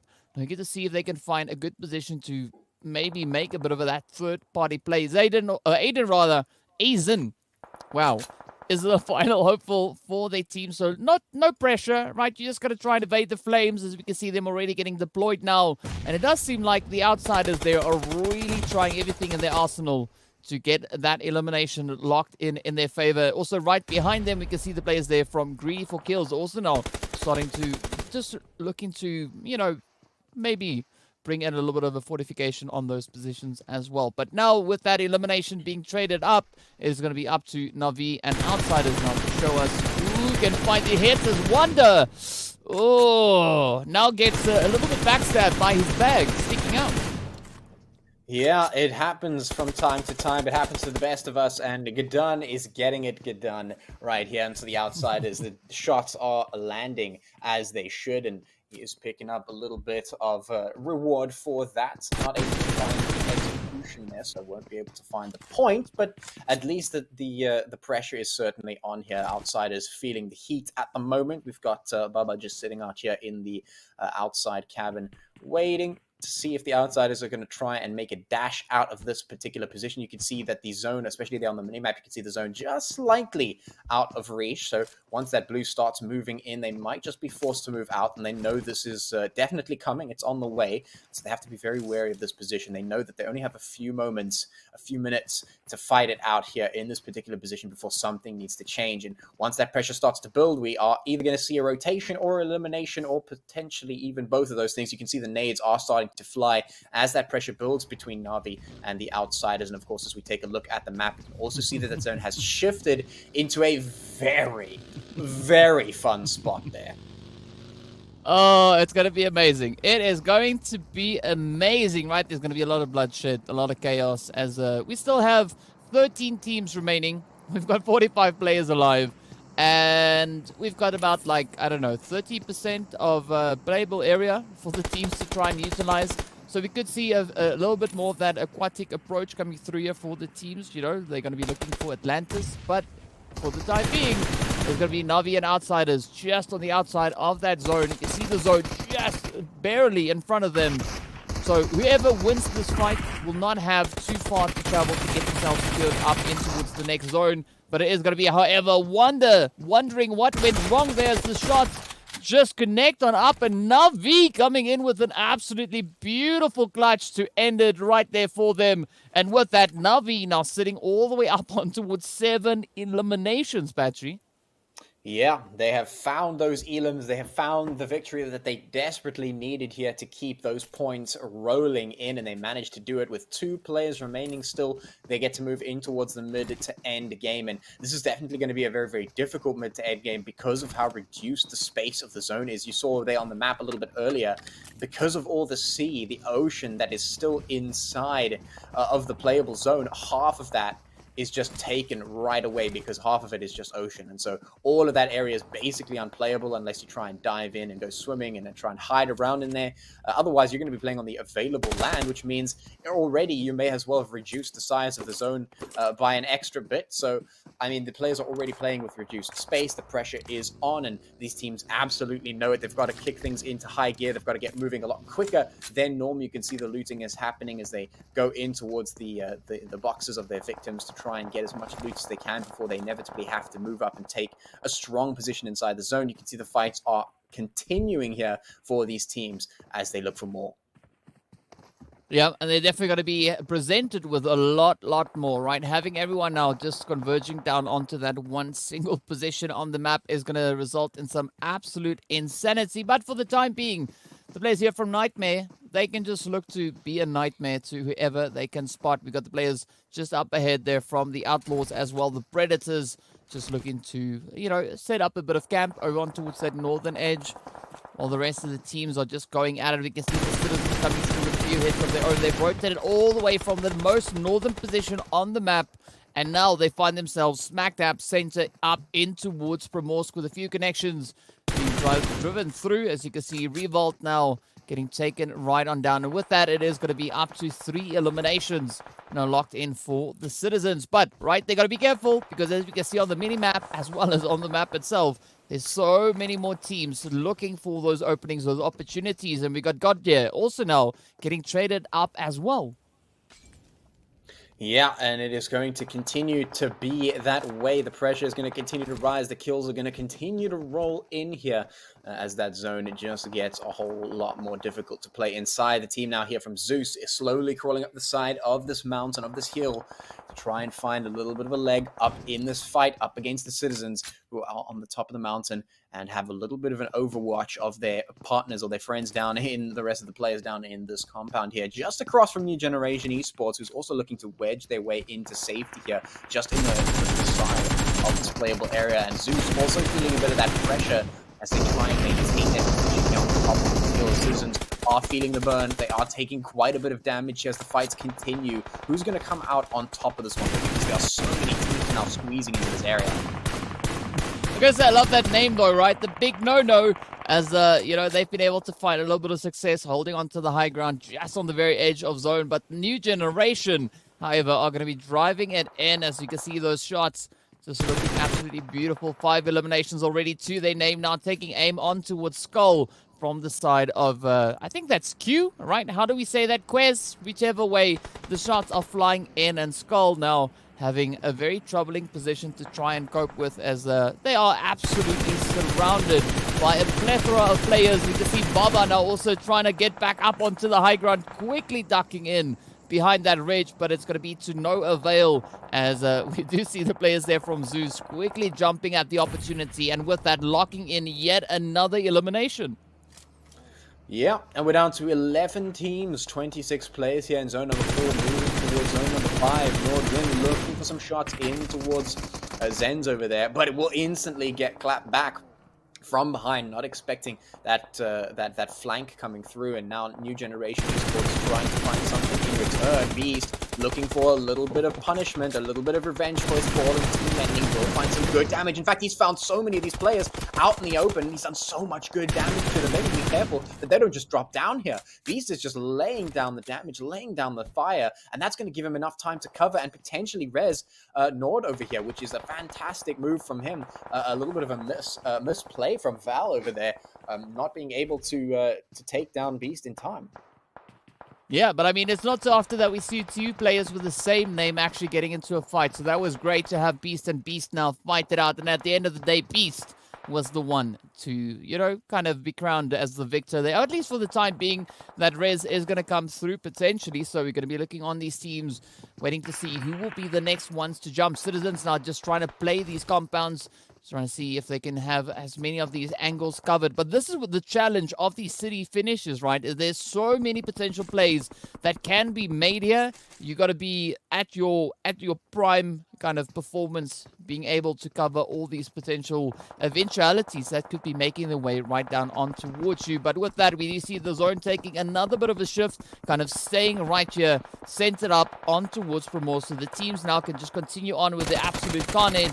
But it is going to be forcing those teams situated on the outskirts to now look for position to pull into. So I'm expecting a little bit of that congestion to come in towards that western side, as we can see a beautiful bit of an opening holding on that front. But it is going to be Beast here from Generation, just looking to make it so difficult for Valhalla to get themselves situated back in towards this next phase.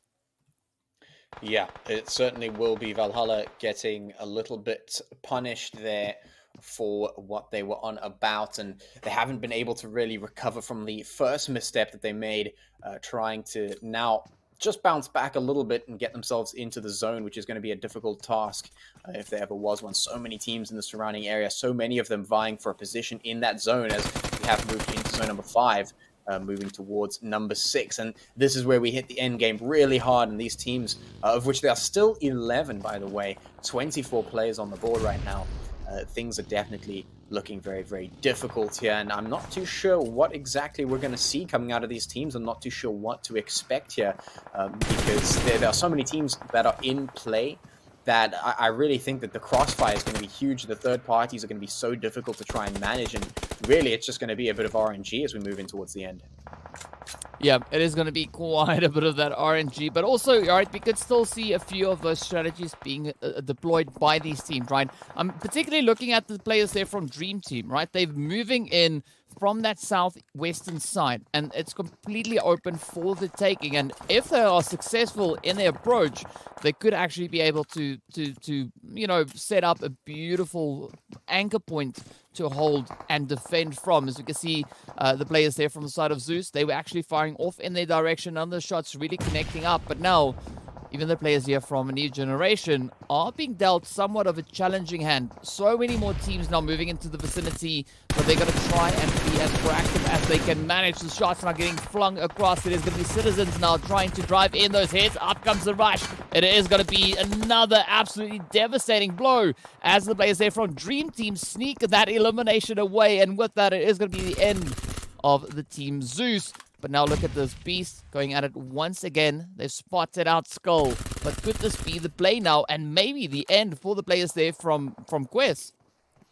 It might just be Skull trying to bob and weave and keep his head low here, as he knows there are lots of crosshairs pointing in his direction, waiting for him to pop up and make a mistake. And of course, the mistakes are only going to build and build, and the opportunities for mistakes are going to build as the zone starts to move in.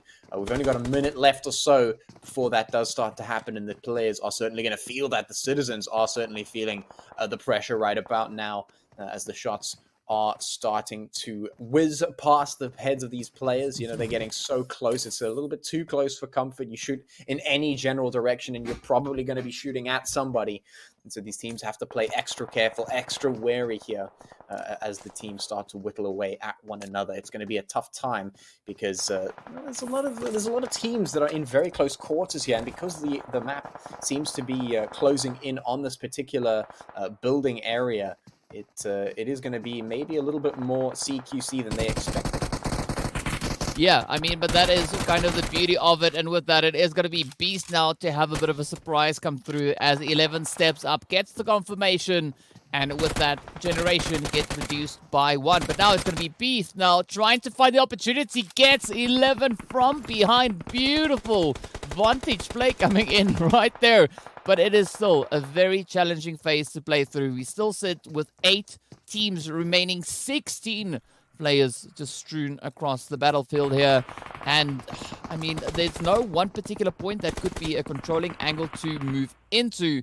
Instead, they are going to just hope that they have the luck of the draw and that they are able to react quick enough to apply the pressure and eliminate any of these opposing teams. You can see already the players there from Navi Africa stepping up into the feed once again, just popping off with those shots one after the other in such close succession. But the bot already managing to make it all the way up onto with 6 elimination. Now, Valhalla turning their attentions onto the players there from Dream Team, who are having to push all the way from out of that blue zone as we have that zone shifting up once again, this time around sticking over on towards the western edge. Yeah, and this is going to be the final zone for a lot of these teams and players that are finding themselves in the fight right now. And you can see the perimeter is absolutely lined with players. Even Chris here trying to juice up in the zone. It doesn't have much of an opportunity to get back inside, playing the heal strat to try and play for time, but it's just not enough at this point. The zone is doing way too much damage. We're in towards zone number 7, which is just going to be absolutely peeling that health away like it was nothing. These teams have to go in and play for the win here. It's going to be very difficult, like I mentioned, moving into the close quarters, the building fights. It's going to be the attack-defense kind of scenario here as the teams look for an opportunity to attack one another, looking for a crack in the defenses here.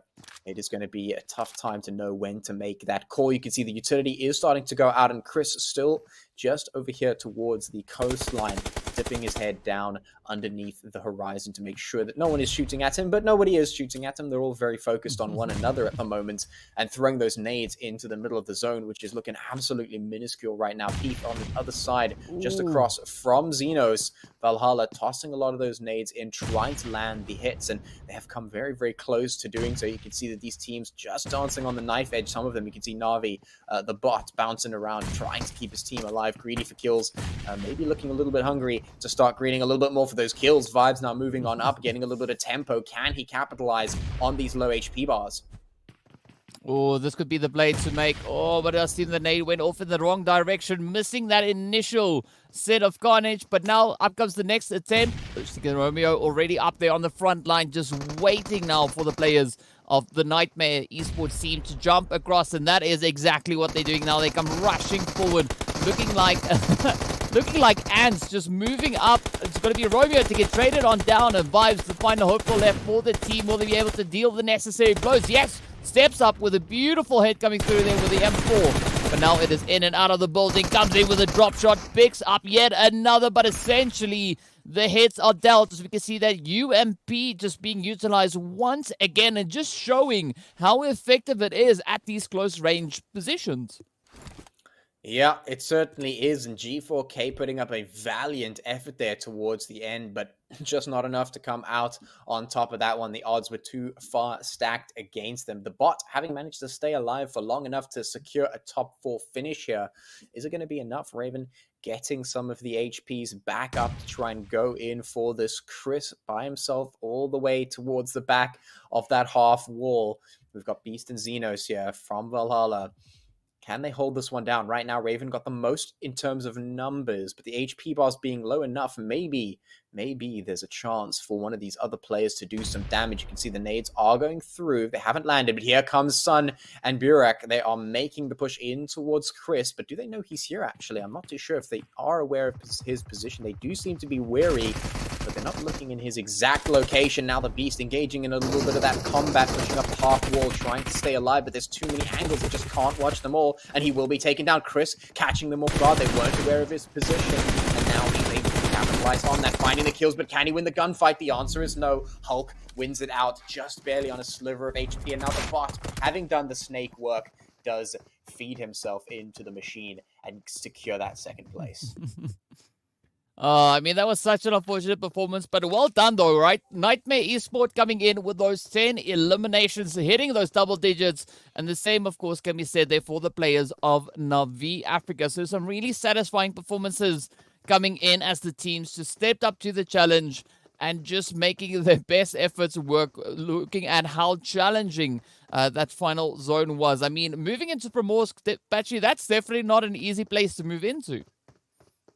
Yeah, it certainly isn't, and it is going to be quite the match indeed. And based off of what we saw in map number 1, I'm certainly looking forward to it.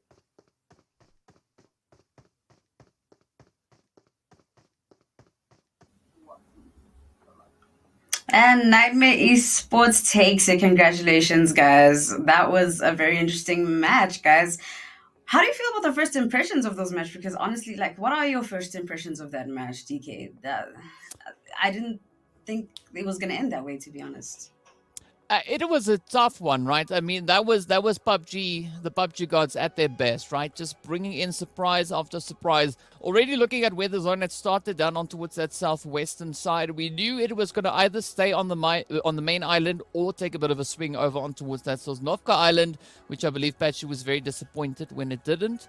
But at least moving into such a challenging space up in towards Primorsk, right? Already being limited with the amount of playable area the teams had. I mean, that was pretty chaotic, as the teams now had to try and find a position to get themselves established and make some form of a kind of play from that region. So, yeah, a very, very challenging start to the day, but a great way for these teams to showcase their capabilities. Definitely, they did have a chance to showcase their capabilities, and as Patrick was saying, I was also disappointed because I wanted to enter Poseidon's Ocean. I wanted to see, a bloodbath going on there. So unfortunate that the zone didn't end up there. However, how do you feel about the performance of Nightmare and Navi, Patchy? Well, I mean, I feel like the end game was a little bit chaotic there, and it really forced the teams into a position that they weren't very comfortable with, that they hadn't perhaps planned for. I mean, I think we've expressed that the zone was kind of unexpected. I was hoping for it to go down into that military island. I really love when it does that because it just unboxes a bunch of strats that you don't get to play all the time. Unfortunately, it didn't decide to go there, and so we didn't get any bridge play. I was very looking forward to the bridge play. That's always fun to see the gatekeeping, always fun to see what teams resort to to try and get across that body of water. So that's always fun, but unfortunately we didn't get to see that. What we did get to see was a little bit of CQC action towards the end, where the teams were forced to play around the buildings, which does not always happen. When it comes to Erangel, a lot of the time you'll end up in the middle of a field, on some hills. We'll be playing in trees, maybe even sandwiched up against the coastline like we had some time ago. But this time around we were on towards the coast, but we ended up in a totally buildinged up area, and so we had to play in the buildings, we had to play the attack defense, and the teams were very much tested on that front, but a lot of them didn't come in fully prepared for it. Some of them were down members, some of them down util, and we did get to see some very valiant efforts from a lot of the teams, which was great, and that perhaps bodes well for some of the next maps that we're going to be seeing.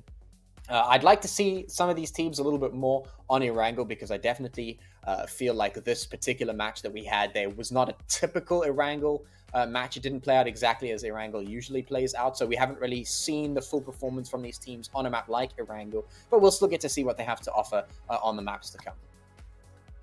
What do you think that Navi Africa could have done differently to have won this match, DK?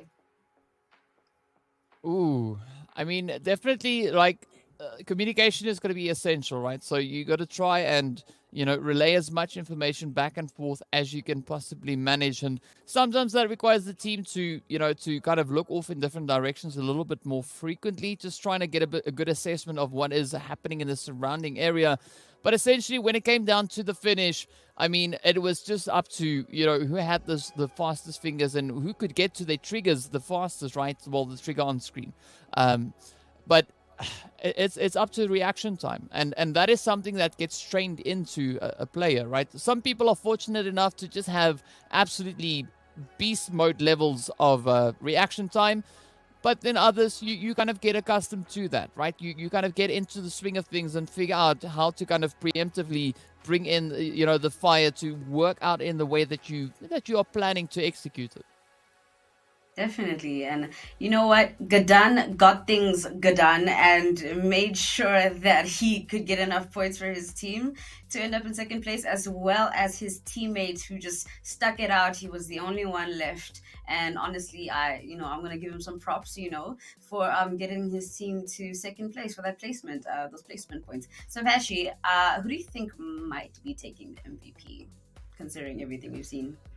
I feel like the player that we saw get 8 kills may just be taking that one away. They definitely did some heavy lifting for the team. I believe that came through in second place. Obviously, they're going to be making some serious gains for the fact that they got the second place, but 8 kills is nothing to scoff at. That's probably a lot of damage. Depending on whether or not we saw the kill cleanup or the actual damage being dealt fully, we're about to see the MVP pop up in a moment, so that will confirm what we're about to see. Indeed, Navi the bot damage. It's Navi the bot, and this is maybe a little bit unsurprising. We saw him whipping out that shotgun and just picking up some kills, being a little bit of a solid player there for Navi. Yeah, we're very, it's very good to see when, a teammate is on his own, but you know what, he's doing what he can for his team and he ends up being the MVP. So congratulations to Navi the bot. He did what he had to do and ended up with 8 eliminations, as well as surviving as long as he did for his team. So, you know what? I'm having a little bit of faith in Navi, guys. I don't know about you guys, but I have a little bit of faith in them. Do you have any, any teams that you're gonna place your Carter's curse on, DK? Ooh, no. I'll save everybody from that, at least for today. But I'm open to teams to surprise us, right? And that is especially something that we're looking at in particular on Inkosi, right? We're seeing what these teams are capable of and how consistent they are, because that is going to be the essential part, right? How consistent are they in their performances? Are they able to keep that up match after match after match? And if a team really starts to showcase that, that could be a team that, we could be taking a little bit of a closer look on towards as well. Yeah, we need to be watching these teams, especially a team like Valhalla. They seemed like their comms were a bit like we were like kind of like good, you know what I mean? Because I was watching them for a while and I was like, I think this team is one to watch, So what are your thoughts on their performance, Pachi, on Valhalla's performance? I would certainly like to see a bit more coming out of Valhalla. I think I have to agree with DK in terms of I'd like to see a lot more of what these teams can offer. We technically have only seen one map, despite the fact that it was iterated several times just because of that initial glitch. We haven't really seen enough to say, oh, these guys are definitely the favorites. These guys are definitely stronger in this pool right now, or at least in this configuration of teams that we have. When it comes to Valhalla, I think that there's definitely some potential for them to give us a lot more than we saw in just this match alone. It looked like they wanted to do a few things and they had some good ideas, but then the execution maybe falling a little bit short in certain areas, but not a bad performance from them. As you can see, getting onto that scoreboard, we have Valhalla coming in that third place, so not too bad at all. Of course, Navi coming in second place after that squeaky sneaky coming out from the bot, and of course Nightmare Esports with the chicken dinner and 11 eliminations to their name to end off on 26 points. DK, don't you want to break this down for us? Break down this match ranking, because these teams seem to be fighting for their lives. We're already at double digits for 6 teams, which, we don't normally see on the first map. So I'm actually quite happy about. So yeah, please break this down for us. Well, I mean, we saw a lot of aggression coming in once the teams had a beautiful opportunity to kind of showcase their talents out on the battlefield. As we can see, Nightmares, Navi coming in with the double digits, but also a really good effort being brought in there by Valhalla, as well as New Generation, the players there from Greedy for Kills, and of course the team from Zeus. So a very heavy hitting performance for the teams being able to secure their positions moving into this very first stage. And who knows, we could have a little bit of a surprise coming through from Dream Team a little bit later on, only managing to find those 3 eliminations, but at least the placement in which they found themselves getting sent out into secured them those 13 points in total. But then that situation changes up a little bit more once we move on towards the second page. We can see a few teams capitalizing on the placement points, others capitalizing on the elimination points. And then, of course, we've got 2 teams that were dealt a little bit of a tough performance, and they weren't able to find any points, at least in this first match. Yeah, it's a bit disappointing that Omega was not able to get any points this time around. But you know what? I have some faith. I like to, root for the underdogs. I'm not going to put any caster's curse on them, but, I still want to, give them some encouragement. You guys, you can do it. It's just the first map. There's 2 other maps. There's Sanhok and, what is it called? Miramar. I forget. I'm looking forward to that third map, though. That third map sounds quite interesting. I definitely want to see what that one looks like. I don't think I've seen that ever. So, I'm excited about that one especially. You haven't seen the third map? No, the way that you said it, I mean, that sounds quite exciting. Oh, but, right. Yeah. Oh my gosh, not only am I forgetting the names of her maps, but my brain is just freezing, actually load shedding in my brain. But anyways, here we have Sanhok as the second match and Miramar as the third. Guys, I personally am super excited about Sanhok. Not too excited about Miramar because long range and I were not besties. I like to drop in and shoot and fire. So which one of the 2 are you more interested in watching, Patchy? Well, I think that question has already slightly been answered with the fact that I do enjoy a lot of strategy. So of course Miramar comes in very key on this particular field. Even though it's actually not the playstyle that I prefer myself, it's definitely the playstyle that I enjoy watching. The teams have to be a lot more conscientious about what they do. They have to be a lot more careful, and actual decision making has to happen. They can't just decide on a whim, because a lot of the time these players they get really, really good at feeling out what's happening, and then they don't have to think about the things they're doing. Their reactions, their natural reactions to the game kind of do very, very well for them. On a map like Miramar, sometimes that does get taken away from you because you have to be conscious about the things that are happening. Like, there is an angle here that I need to be watching. There's I'm out in the open and it doesn't look like there's anyone around, but I can also get sniped from across the map. So I have to be very wary of that. I have to make sure I've got my rotational tools. I need to make sure that I'm geared and ready to go, because a lot of the time on a map like Miramar, 2 things can happen, right? Either you make something happen or nothing happens for quite a long time, and then the zones force you to make something happen, which is generally a scenario that I think, at least personally, isn't very favorable to teams. I'm very much an advocate of trying to control as many elements of the game as possible to give yourself the most favorable outcome possible. And so, you want to make sure that you're doing what you can when you can do it, rather than just letting the game force you to do it where you can't control a lot of the things that happen. So definitely Miramar is a map that I'm looking forward to. But Sanhok for a totally different reason, because Sanhok is crazy, and who doesn't love crazy? Yeah, who doesn't love crazy, especially someone like me? I always find your insight very, very, very useful. I feel like I could become a better PUBG player because of you. So thanks. But the game has begun, so I will leave it to you guys once again, and to all the players, good luck and have fun. Thank you so much. Let's head into our long-awaited map number 2. Hopefully no crazy things happening this time. Just getting into the chaos that is Sanhok, which is what we are here to see. The teams have already dropped down on towards the map, getting into their spots. Looking pretty good up in Camp Bravo. We've got some fire that has been exchanged, some shots going back and forth between some of these teams, so that's already good to see. A lot of double drops, it seems, across the map here and there as well, so that's cool. Looking forward to those fights. DK, do you think this is going to be a quick match? No, but I do think we're going to be seeing a lot of carnage coming through in the early stages, right? As we can see, Boot Camp is hot. We've got Camp Bravo being hot. We've got all the way down towards Sami, also quite a few teams dropping down there. So I do think moving into those later stages, we are going to have far less teams still alive, as they could be looking to whittle away at the numbers somewhat. But essentially, we're going to be waiting to see what this first zone is going to be bringing on through, and where these teams will actually have to look to kind of focus their efforts towards once they kind of get themselves out of this crazy congestion that we have right now with regards to these drop locations. And of course, it is moving up on towards that northwestern position. So I do think teams like Dream Team, Wolf, and the players coming through there from the side of Prophecy, right? They are actually beautifully blessed, because they can now just kind of sit back and wait for the teams to eventually get up on towards that northwestern island. Yeah.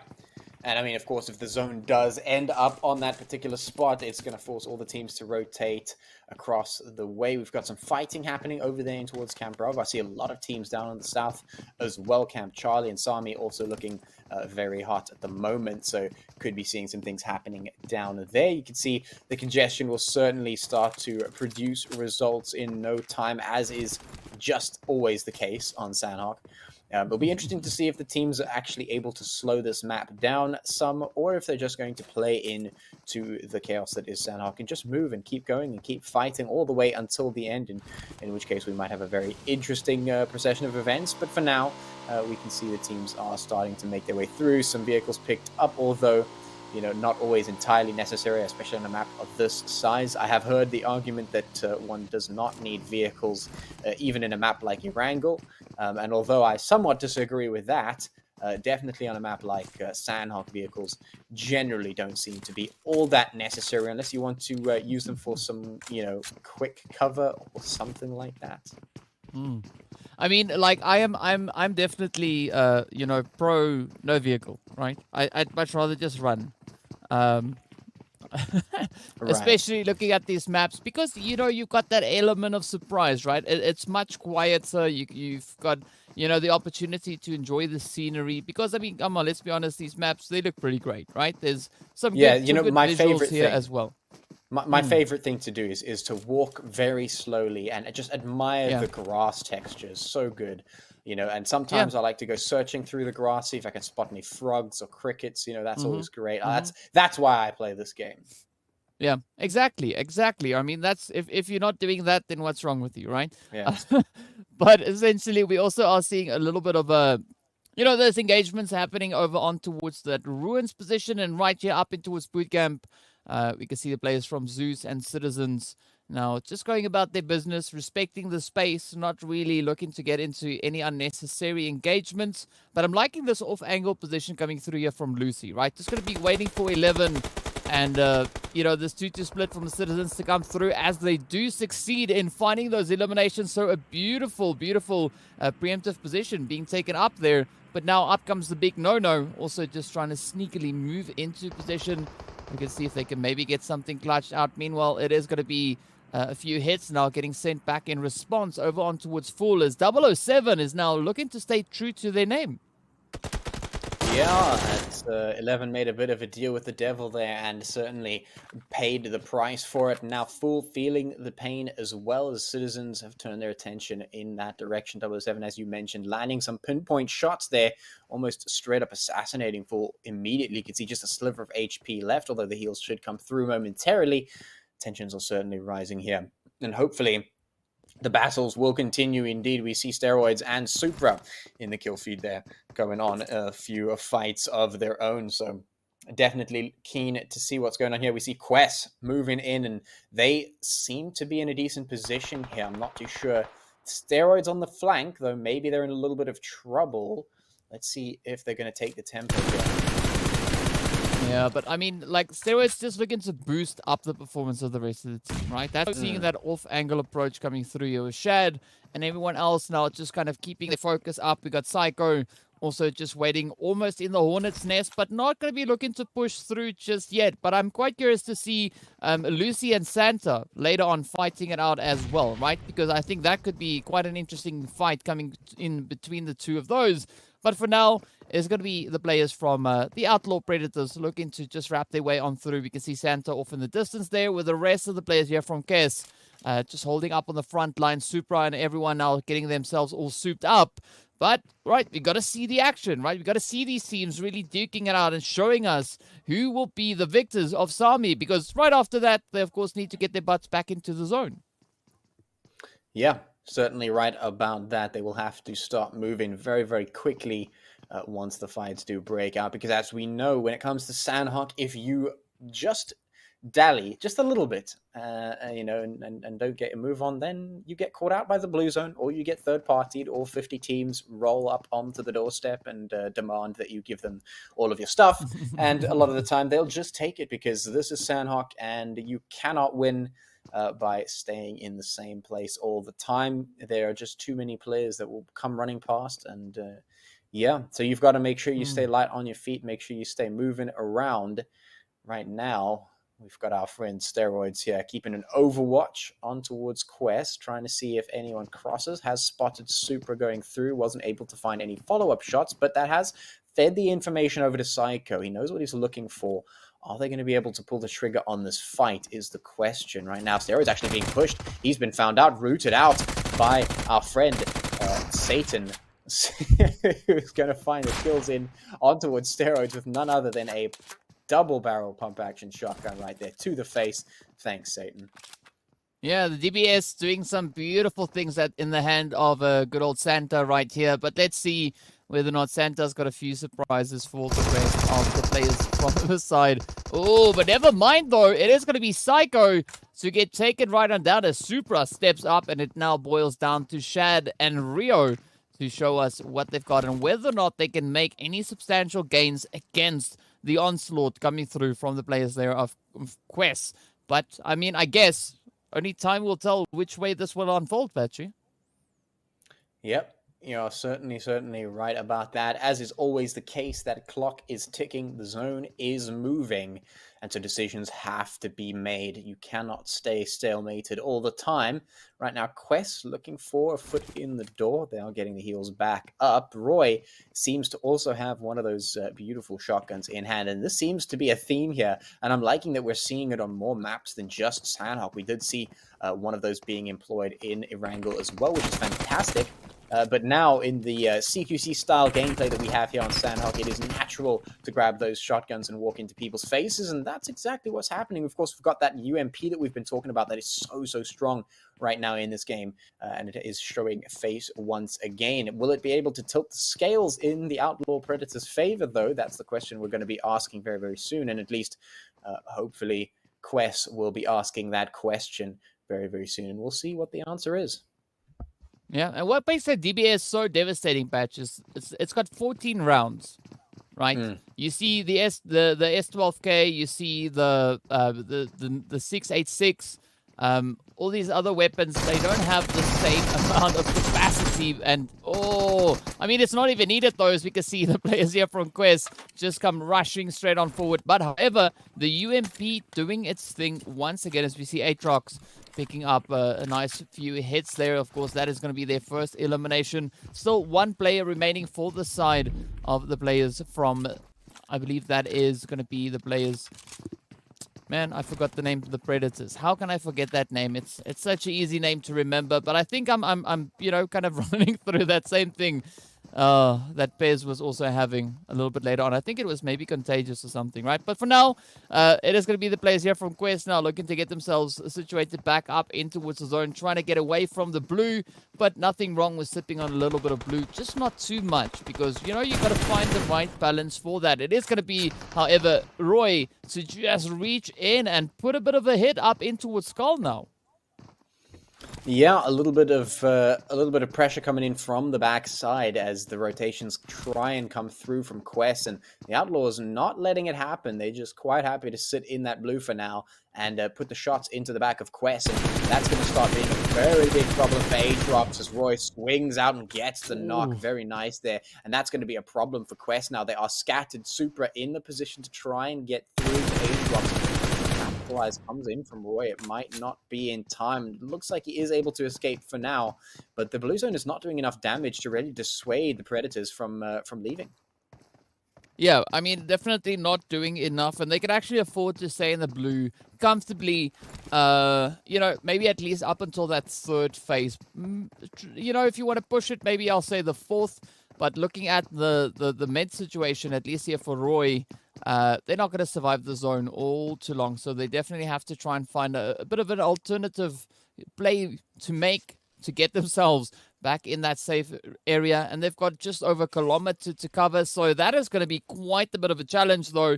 And as we see, that clock is going to be ticking away, so they'll have at least a minute to either, to come to some point of a conclusion. Are they going to try and take this engagement with Quest, or are they going to be looking to disengage? Meanwhile, we do see two other teams also situated out in the blue. It is going to be the players here from Valhalla and iMega, as looking for those opportunities to bring in.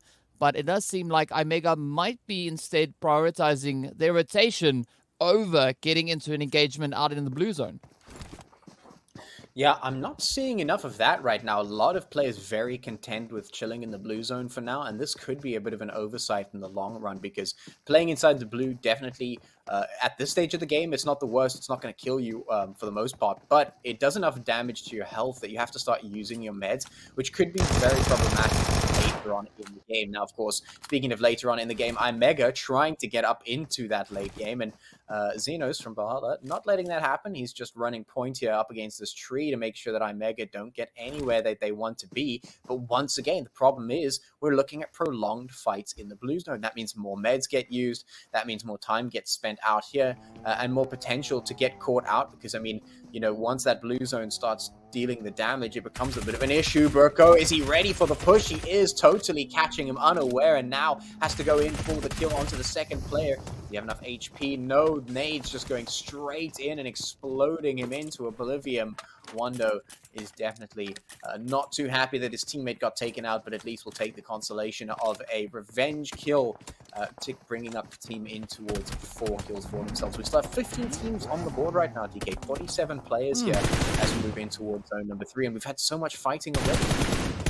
Oh yes, but that's kind of just what happens over on towards Sanhok, and you can see Wandorf now trying to pop a few of those tires, but unfortunately the players there from Zeus, they've spotted out the angles. That's what they're going to be hammering on, and with that, it is going to be the end of at least a few players coming through from the side of, well, that was the entirety of Most Wanted now just being wiped off the face of Sanhok.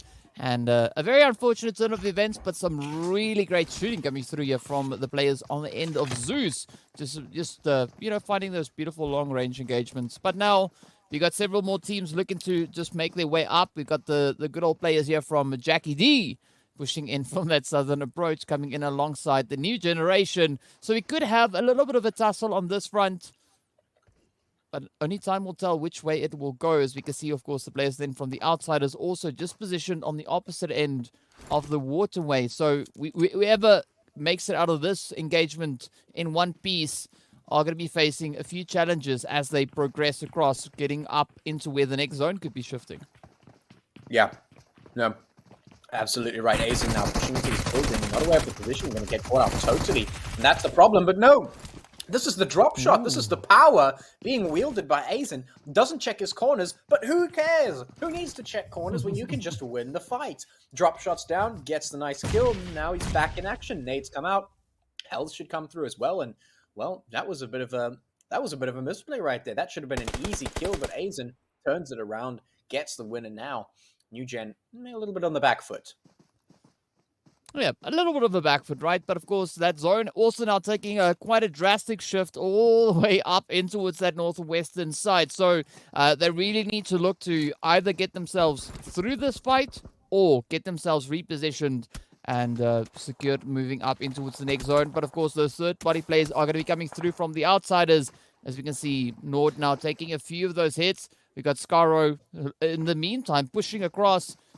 But we could have a really troubling play coming through here. Jackie D is also going to be looking to push a little bit further up ahead, as well as Scott now gets quickly and swiftly dealt with. But up comes Nord now, just trying to avenge their teammate. Now it is going to be a 1v2 situation coming through between Jack Daniels and, of course, the players here from New Generation. But they're also going to be quite watchful of the players here from the outsiders officials. We can see Wonder now trying to get that confirmation in. And of course, we've got several other engagements happening all the way up into the zone itself. Yeah, a lot of difficulties being faced now as the teams are still trying to get their rotations in. And this is the problem of lagging behind in the blue zone time and time again. Yes, the blue zone doesn't do that much damage in the beginning. Yes, you can make it out. But, ooh.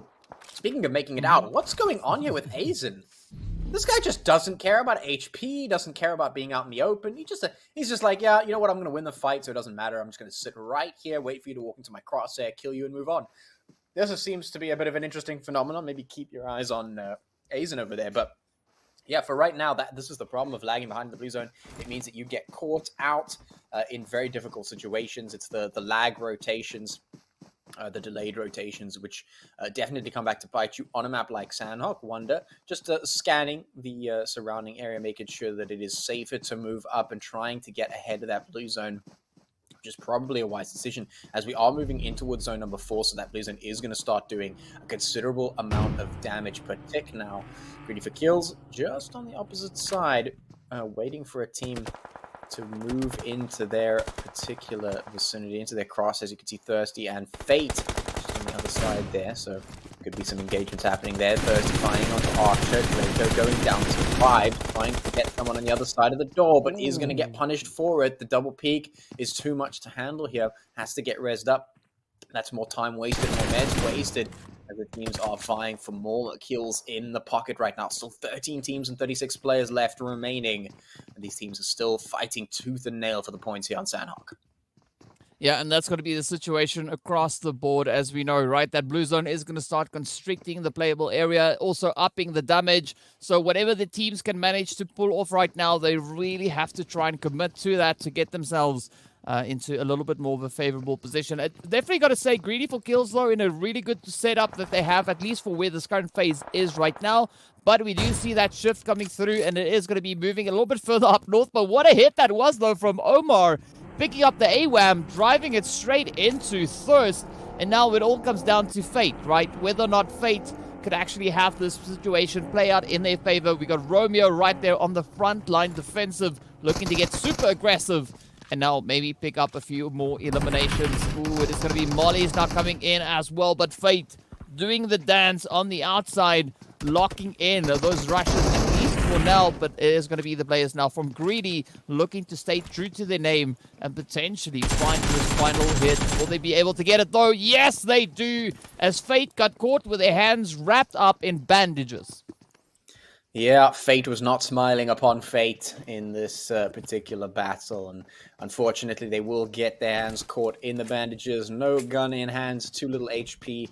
The choice possible to make there. Now, of course, Beautiful Kills looking in towards the next few kills that they could put in their pockets, staying true to their names, making sure that they are looking out for as many of those potential kills and engagements as they possibly can as we move in towards zone number 5 now.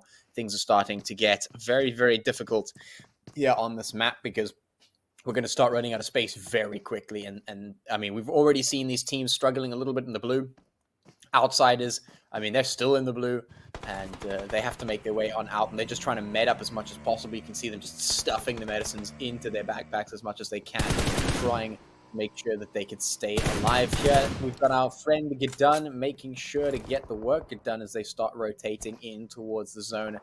Not sure if I'll ever get tired of this particular name, but in any case, we do see the Dream Team now putting a little bit of pressure in towards Wolf as they move on up Simpson and Vike. Neo gets downed, so it has to be a little bit of a problem there for them. Vike now moving up to try and push Archer back, but they have the support of the team. Lots of kills now going back and forth on the kill feed as well, so things are starting to heat up for these players. Yeah, ooh, nice nade coming through there from Vike though. Now it is going to be Vike looking to push it into Storm, does succeed, and with that, Chris is going to be the only player on this front left for Dream Team. Of course, we've got Lucid Stark moving in, looking to just fortify the efforts. But, I mean, you don't want to upset Chris, especially not looking at the current position they find themselves in. But it's going to be Vike now looking to push it even further, looking for those openings. Stark taking a very open rotation there as the hits connect on in. But Wolf still in a position where they can make quite a substantial gain from this, as we can see those utilities getting sent out once again. But a very, very interesting play coming through here from Wolf indeed. Yeah, indeed it is. Those nades are being prepped, but they are falling slightly short here. Chris trying to push on up. That blue zone is going to become a problem very soon. Gun gets taken out. Weiss hits the ground as Simpson putting the shots in. G4K not finding what they're looking for. Wolf, Demoniac does need to make a very difficult decision. Which way do they push out? Do they go over the crest, or do they go around through in towards Dream Team? That is going to be their tough choice to make because they have to get into that zone as quickly as possible. 10 teams remaining, so we have found our way into the top 10 of this game. All of these teams at least securing that for themselves. The Molotov is going to be pushing the team from Wolf Demoniac back, which is going to force them to try and go up and over the edge. In fact, no, they're going to be losing some of their players. Simpson now has to revive Vike, but the pressure is still on. There's no ways they go over this hill. G4K is staring down the barrel of their guns right at this cliff face, and of course, they've still got Dream Team on the side. Yeah, they definitely do have that, and now it is going to be that final push coming through. Let's see, will it work out in favor? Wolf finds that first trade. Simpson now looking to rush on forward. The confirmation comes in on towards Lucid Stark. But as we can see, right, Storm still going to be holding steady, not going to be budging on that building because they've got the zone right behind them. And it is going to be the closure now coming on through. Got a few utilities getting sent out as Storm just looks to just get themselves as well situated as they can manage. Weiss, meanwhile, will be pushing up, and now the attention turns onto the squad from the side of Greedy. 4 kills. Storm trying to get ahead of it, but unfortunately does not succeed. Meanwhile, Chris is just going to be chilling out in the drink, right? Just going to be having a nice little casual splash in the water there. Meanwhile, the rest of the teams are going to be looking now to kind of apply a bit of pressure coming into this phase, as a big majority of teams have already been able to situate themselves relatively comfortably. But now that zone taking a swing moves out in favor of Zeus. So I wouldn't be surprised if Zeus were just to capitalize on their current position and just raining down absolute terror on who else is now trying to move into the zone.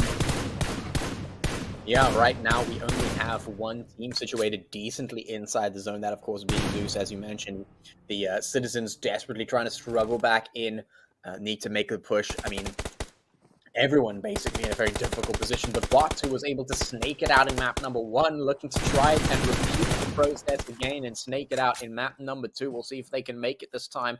Zeus now trying to leverage their position here in the zone and on top of this hill to try and get as much damage as possible, but Lucifer taking so much in return. Has to be careful. Big no-no. Crosshairs drained on towards Vibe as he just crisscrosses down that hill to stay alive as long as he possibly can. Are the shots from this M4 going to land? No vibes. Still alive. Somehow, some way has managed to crisscross down that hill and avoid all of the damage. This guy is playing the Matrix Simulator while the rest of us are playing PUBG. I would throw that info out the window. There's something broken with that one. But of course now, it is going to be big no-no now. Looking to step up. Continuing the efforts now, changing over to the AK. Goes onto a single tap and essentially, eventually, finds the hit. Well, that was full coming through with the plays there. But now Romeo on the front line. Going to be looking to rush it on forward as we see that blue zone closure coming through once again. About to enter that 7th phase. And it is going to be Lucy to get caught out in the open. I mean, Romeo not even having to get out onto the balcony. You can instead just peer out from behind this rock, picking up hits all over the place. But now Greedy down to 2 players, right? Oh, actually, sorry, that's 3. But they've been able to lock in at least 10 eliminations so far. So I wouldn't be surprised if the players from Greedy are actually stepping up and claiming that winner chicken dinner. But of course, in the same breath, you can say that about Zeus, right? They've been able to secure at least 9 eliminations. And, you know, they still have strong numbers moving into this phase. Yeah, I mean, top 6 locked in for everyone still on the map right now. G4K definitely in the runnings to make something happen here. Zeus just as much in the runnings as well. They've got some tempo for themselves and some positioning that they can work with in terms of that zone, which is looking very, very small right now. Zeus do still have a good hold on it. The rest of the team's just slowly trying to creep on in. Chris just off of the distance trying to survive in the blue. Health pack by health pack, but Simpson and Faunus, they just trying to push forward. The big no-nos going hunting. He's finding them, but he's not aware of his next position. Hasn't revealed himself just yet. The no-no fall back. Try and put the crosshairs on another team from the other side. Look at this, G4K trying to push up, but they've lost so many members. They've lost HP. They're all down on the ground. And now those nades are just going to seal the deal. The coffins get nailed and shoved right 6 feet under into the ground as Zeus tries their absolute best to claim it. But no, the bot with a flank from behind catches them off guard, does what he does best, snakes it till he makes it, whips out that shotgun and causes absolute mayhem. And out he goes, just absolutely nailing these coffins left, right, and center. This guy doesn't care. He's just running and gunning with this shotgun. It's Sanhok. It's close quarters. I can do whatever I want. Yeah, I definitely think the bot is cracked, right? That's that was just an absolutely insane clutch coming through there from the bot. But now it is going to be Simpson and the bot, right? Snaking it off, looking to see who can outlast the other. It is our final 2 players getting ready to face off for that winner chicken dinner. It is going to be the glory up for grabs. Who will be the one to clutch it? I mean, looking at the different respective performances, right? We know that the bot has brought in an absolutely substantial performance, got the MVP on our very first match. So I wouldn't be surprised if the bot was able to clutch it out this time around. And looking at the Simpson, right? Simpson so far only finding 1 elimination. So there is a little bit of a difference with regards to the aggression being shown here. But the bot now just trying to get ahead of that blue zone, but it's just nipping at their heels. Yeah, he refused to stand up, which is a great tactical decision on the one hand, but on the other hand, obviously losing that HP is going to be a bit of an issue, putting him at a disadvantage up against Simpson, who has full HP at the moment. He needs to make a very difficult decision. Does he use that health pack to boost himself up and go for it, or does he wait for that energy to restore some of his HP and potentially hope for the outgunning? Because right now, the bot, as you mentioned, just absolutely looking cracked right now. Surely he can land these shots. Surely he can win the gunfight. Simpson ready to try his luck. And indeed, the luck will run out almost immediately as the bot just says, I don't care about luck. I'm going to win this fight. I'm going to take chicken dinner.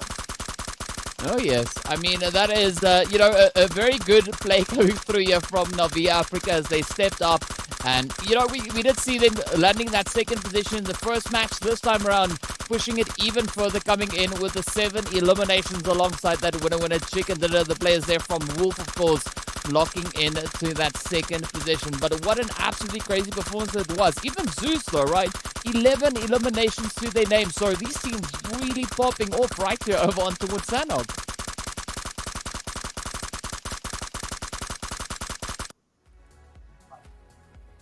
Wow, guys, congratulations to Navi Africa. I had faith and they pulled it out the bag. The bot is literally, he's ridiculously cracked because that 1v1 I actually didn't think that he would stick it out. I thought that he was going to use that pack, but he waited it out and he got the kill and he took it home for his team. Once again, he carried the team. Sorry, guys, it is what it is.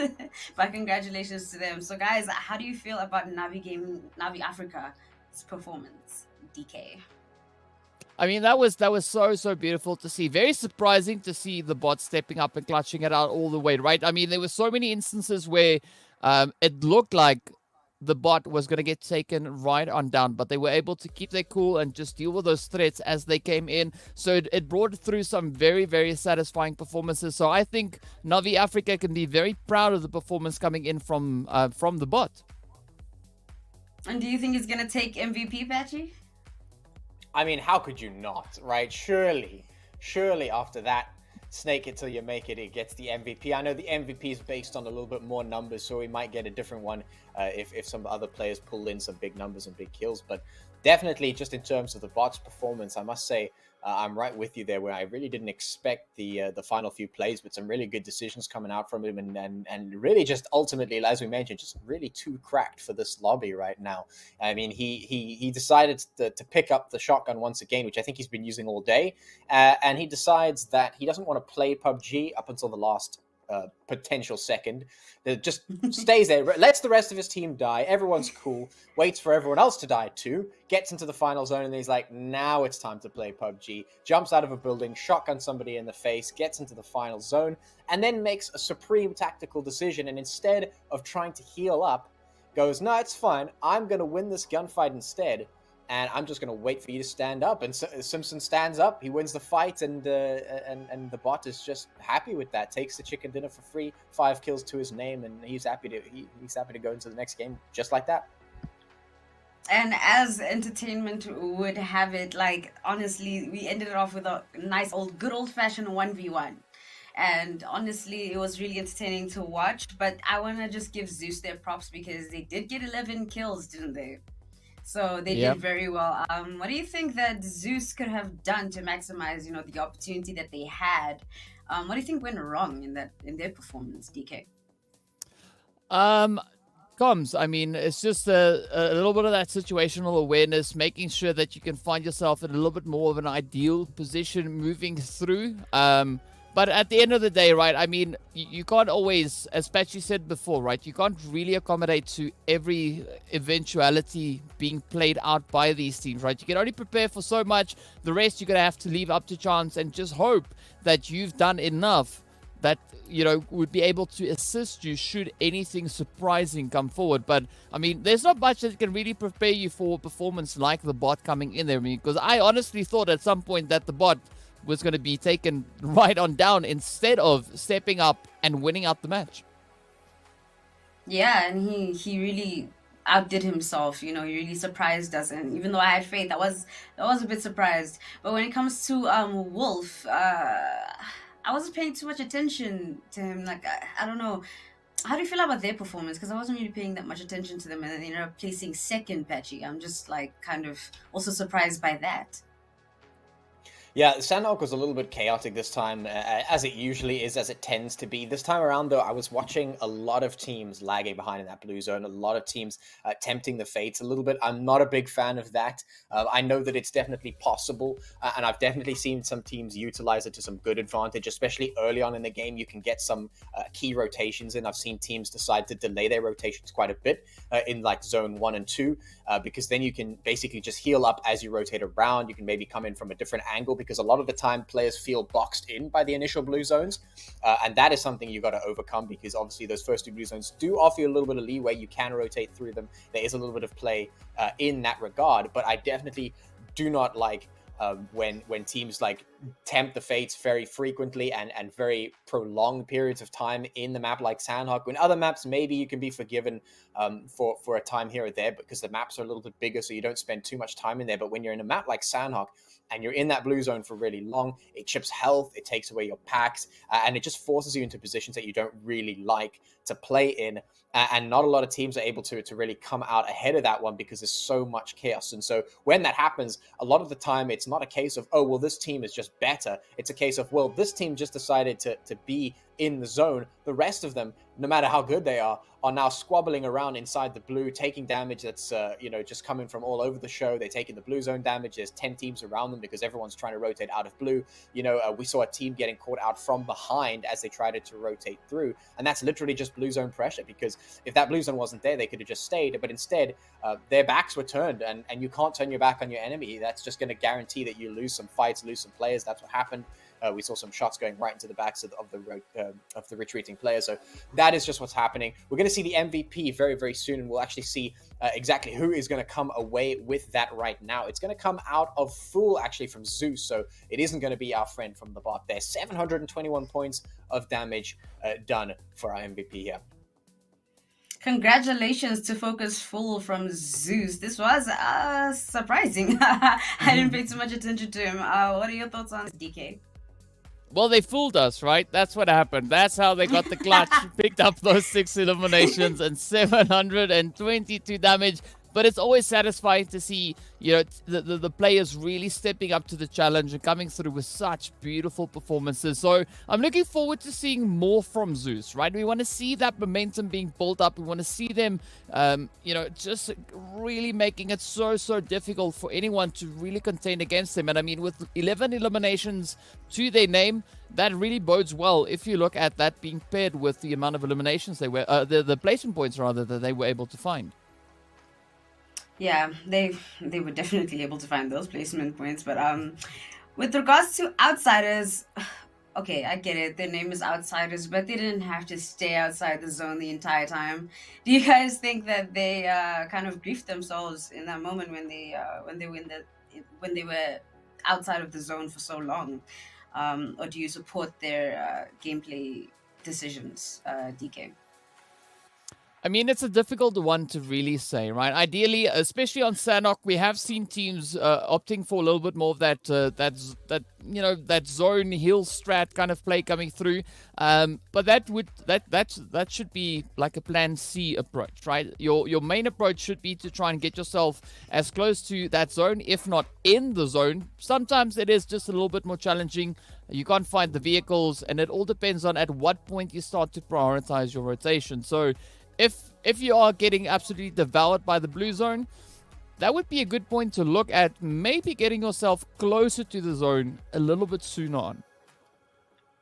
Yeah, they should have. I personally think that they should have stayed in the zone. Maybe it could have been a different outcome for them. But Patchy, you mentioned the bot and his jumping out of a building and shotgunning someone in the face. So I was thinking, do you enjoy the shotgun meta? Would you like to see less of it, being played in PUBG? To be honest, I'm not too good with that gun, so I don't want it in any game. But, I want to know your thoughts on it. I have actually recently found that I have been favoring the shotguns just because they were a little bit underrated when I started picking them up, but they are so devastating, and the bot has proven as much. And obviously not as versatile a weapon as many of the other weapons that you can pick up, which is why they're not exactly favored all the time. But you can see they're absolutely devastating if used correctly. It's just the case that not everyone has the play style that shotguns work very well in. As I mentioned, they don't exactly work very well as a universal tool. You use them in close range, maybe at a sort of slightly medium distance, but you really wouldn't want to. Basically, the only way that is useful is in the close quarters, and if you are the bot, apparently, who has a playstyle of snaking it out and catching people out around corners, jumping out of buildings, shooting people in faces, and that's really where the shotgun shines. And so he was able to utilize it, especially on a map like Sanhok. Very, very devastating. Would I like to see it become more mainstream? I'm not sure. Maybe I'd like to see it get picked up more for early engagements, which is perhaps an argument for getting more aggressive early on. You whip out the shotguns, you find some quick kills, maybe even team eliminations if you're really feeling yourself on the day. But as a versatile weapon platform, not really. You're most likely going to see the more reserved, more strategic teams pick up an M4 or perhaps a UMP in this particular meta. Yeah, I'm gonna stick with the UMP because shotguns, I hate them. I always get shot in the face and I get mad and then I stop playing the game for the next 3 weeks. I'm not about that life. Thank you. But yeah, we've seen these match rankings. We've seen Navi Africa with a total of 22 points. Kind of forgot the rest, but on the second page we have the Outsiders with a total of 4 points, unfortunately. The Most Wanted Esports with 4 total points, Valhalla with 3, Jack Daniels with 3, Outlaws Predators with 3, New Generation Esports with 2, The Nightmare Esports with 1, and Prophecy Royals with 0. DK, please let me know your thoughts on these lower ranking teams. Well, I mean, Most Wanted, they've shown that they are capable of aggression, right? 4 eliminations to their name. Now they just got to bring in those placement points. They just got to line it up, find the balance. We were talking about sticks before, and that is definitely what they need to look into, right? Bringing in the balance there. Not that that has anything to do with sticks, but let's say yes for now.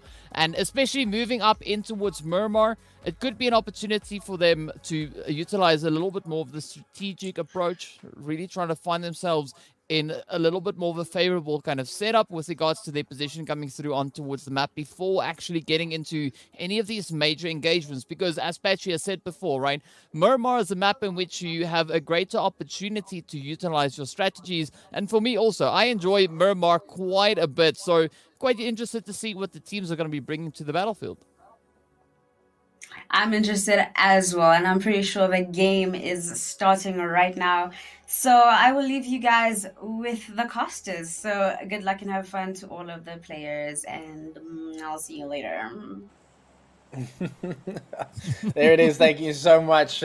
We will see you later indeed as we move on into our final map here of the day. Map number 3. It is Miramar. It is our larger map. And DK, we've seen these teams play very well, or at least from what we've seen of them today, into the sort of close quarters gameplay. Now that we're moving into what is most certainly the opposite of that, how do you think these teams will fare?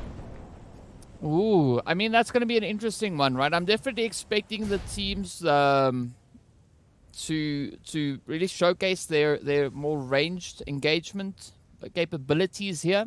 But I'm definitely going to be looking at Zeus. I'm going to be looking at the players then from the side of who we had there. It was Wolf also making it up into towards that late stage. Not really having the best run, but still making it up into towards the late stage.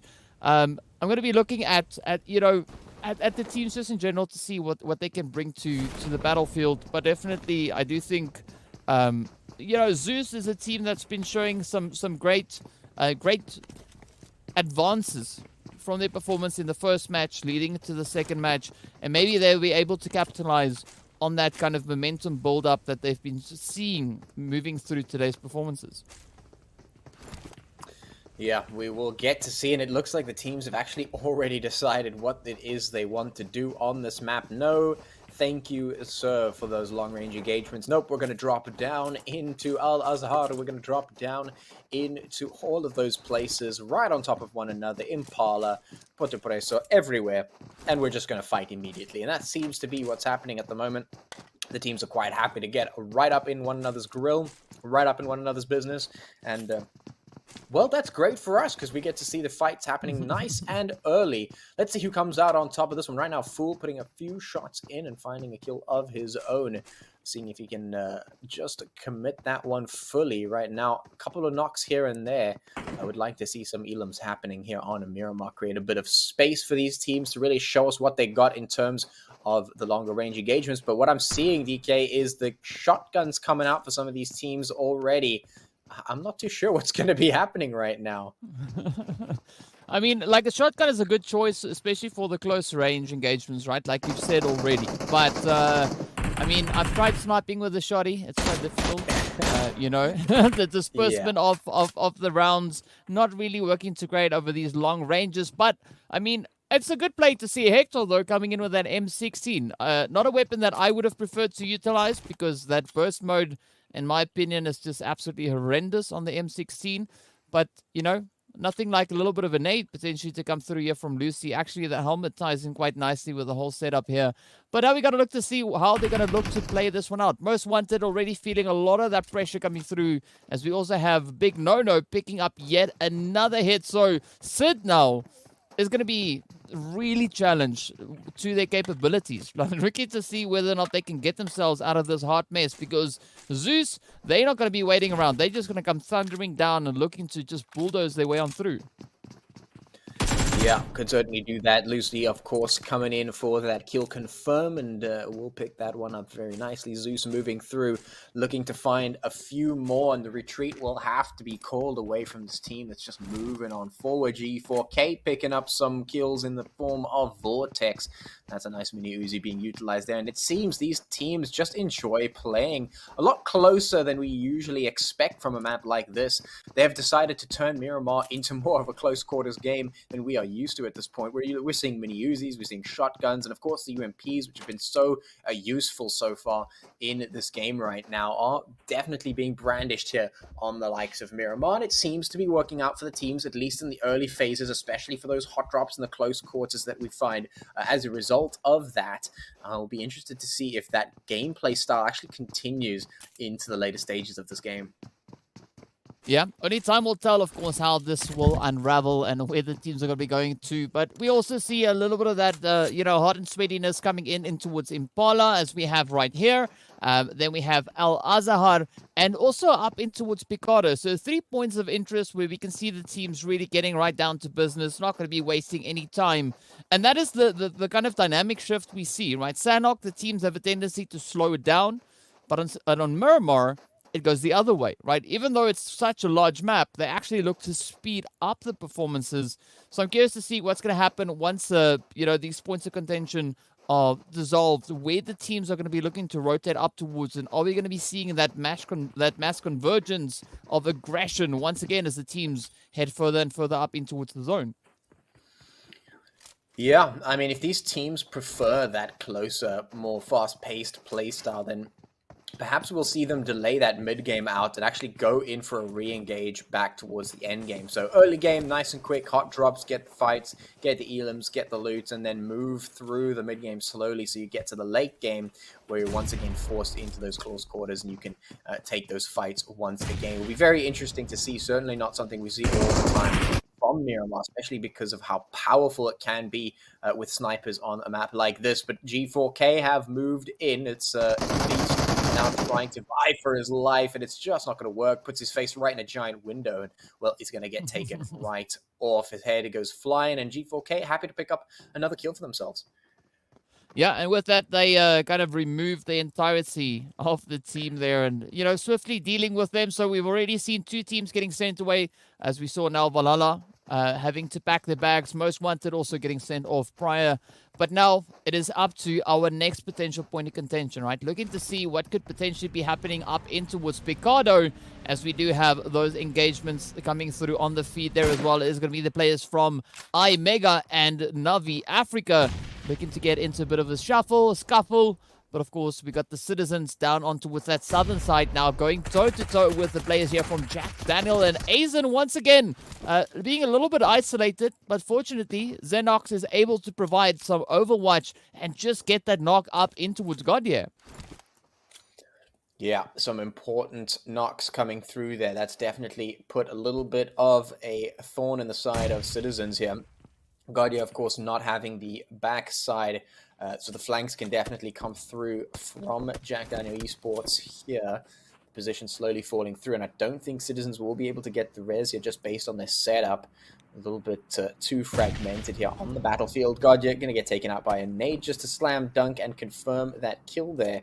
Of course, the shotgun's coming through again. Baba just putting the hits in to some of his enemies there, but will immediately be clapped back there by another UMP. So we definitely are seeing these close quarter weapons being utilized to the fullest extent here on Miramar. Zeno, of course, with that typewriter in hand, that Chicago typewriter in hand, ready to just tear into his enemies. 007 waiting right outside the building to see if the push is going to come through. I'm interested to see if 11 is going to be able to spearhead this one just barely on the crux of pushing into this. The nade does go wide, but that's going to spell out a little bit of doom. Here comes no, but he's not able to win the fight. How has this happened? He was the one who ran out, but he's the one who is going to get taken down. And 11 will just pick that up, no problem. Now, this is what we're used to coming out of Miramar. It's the Citizens with that SKS just tapping away through the windows.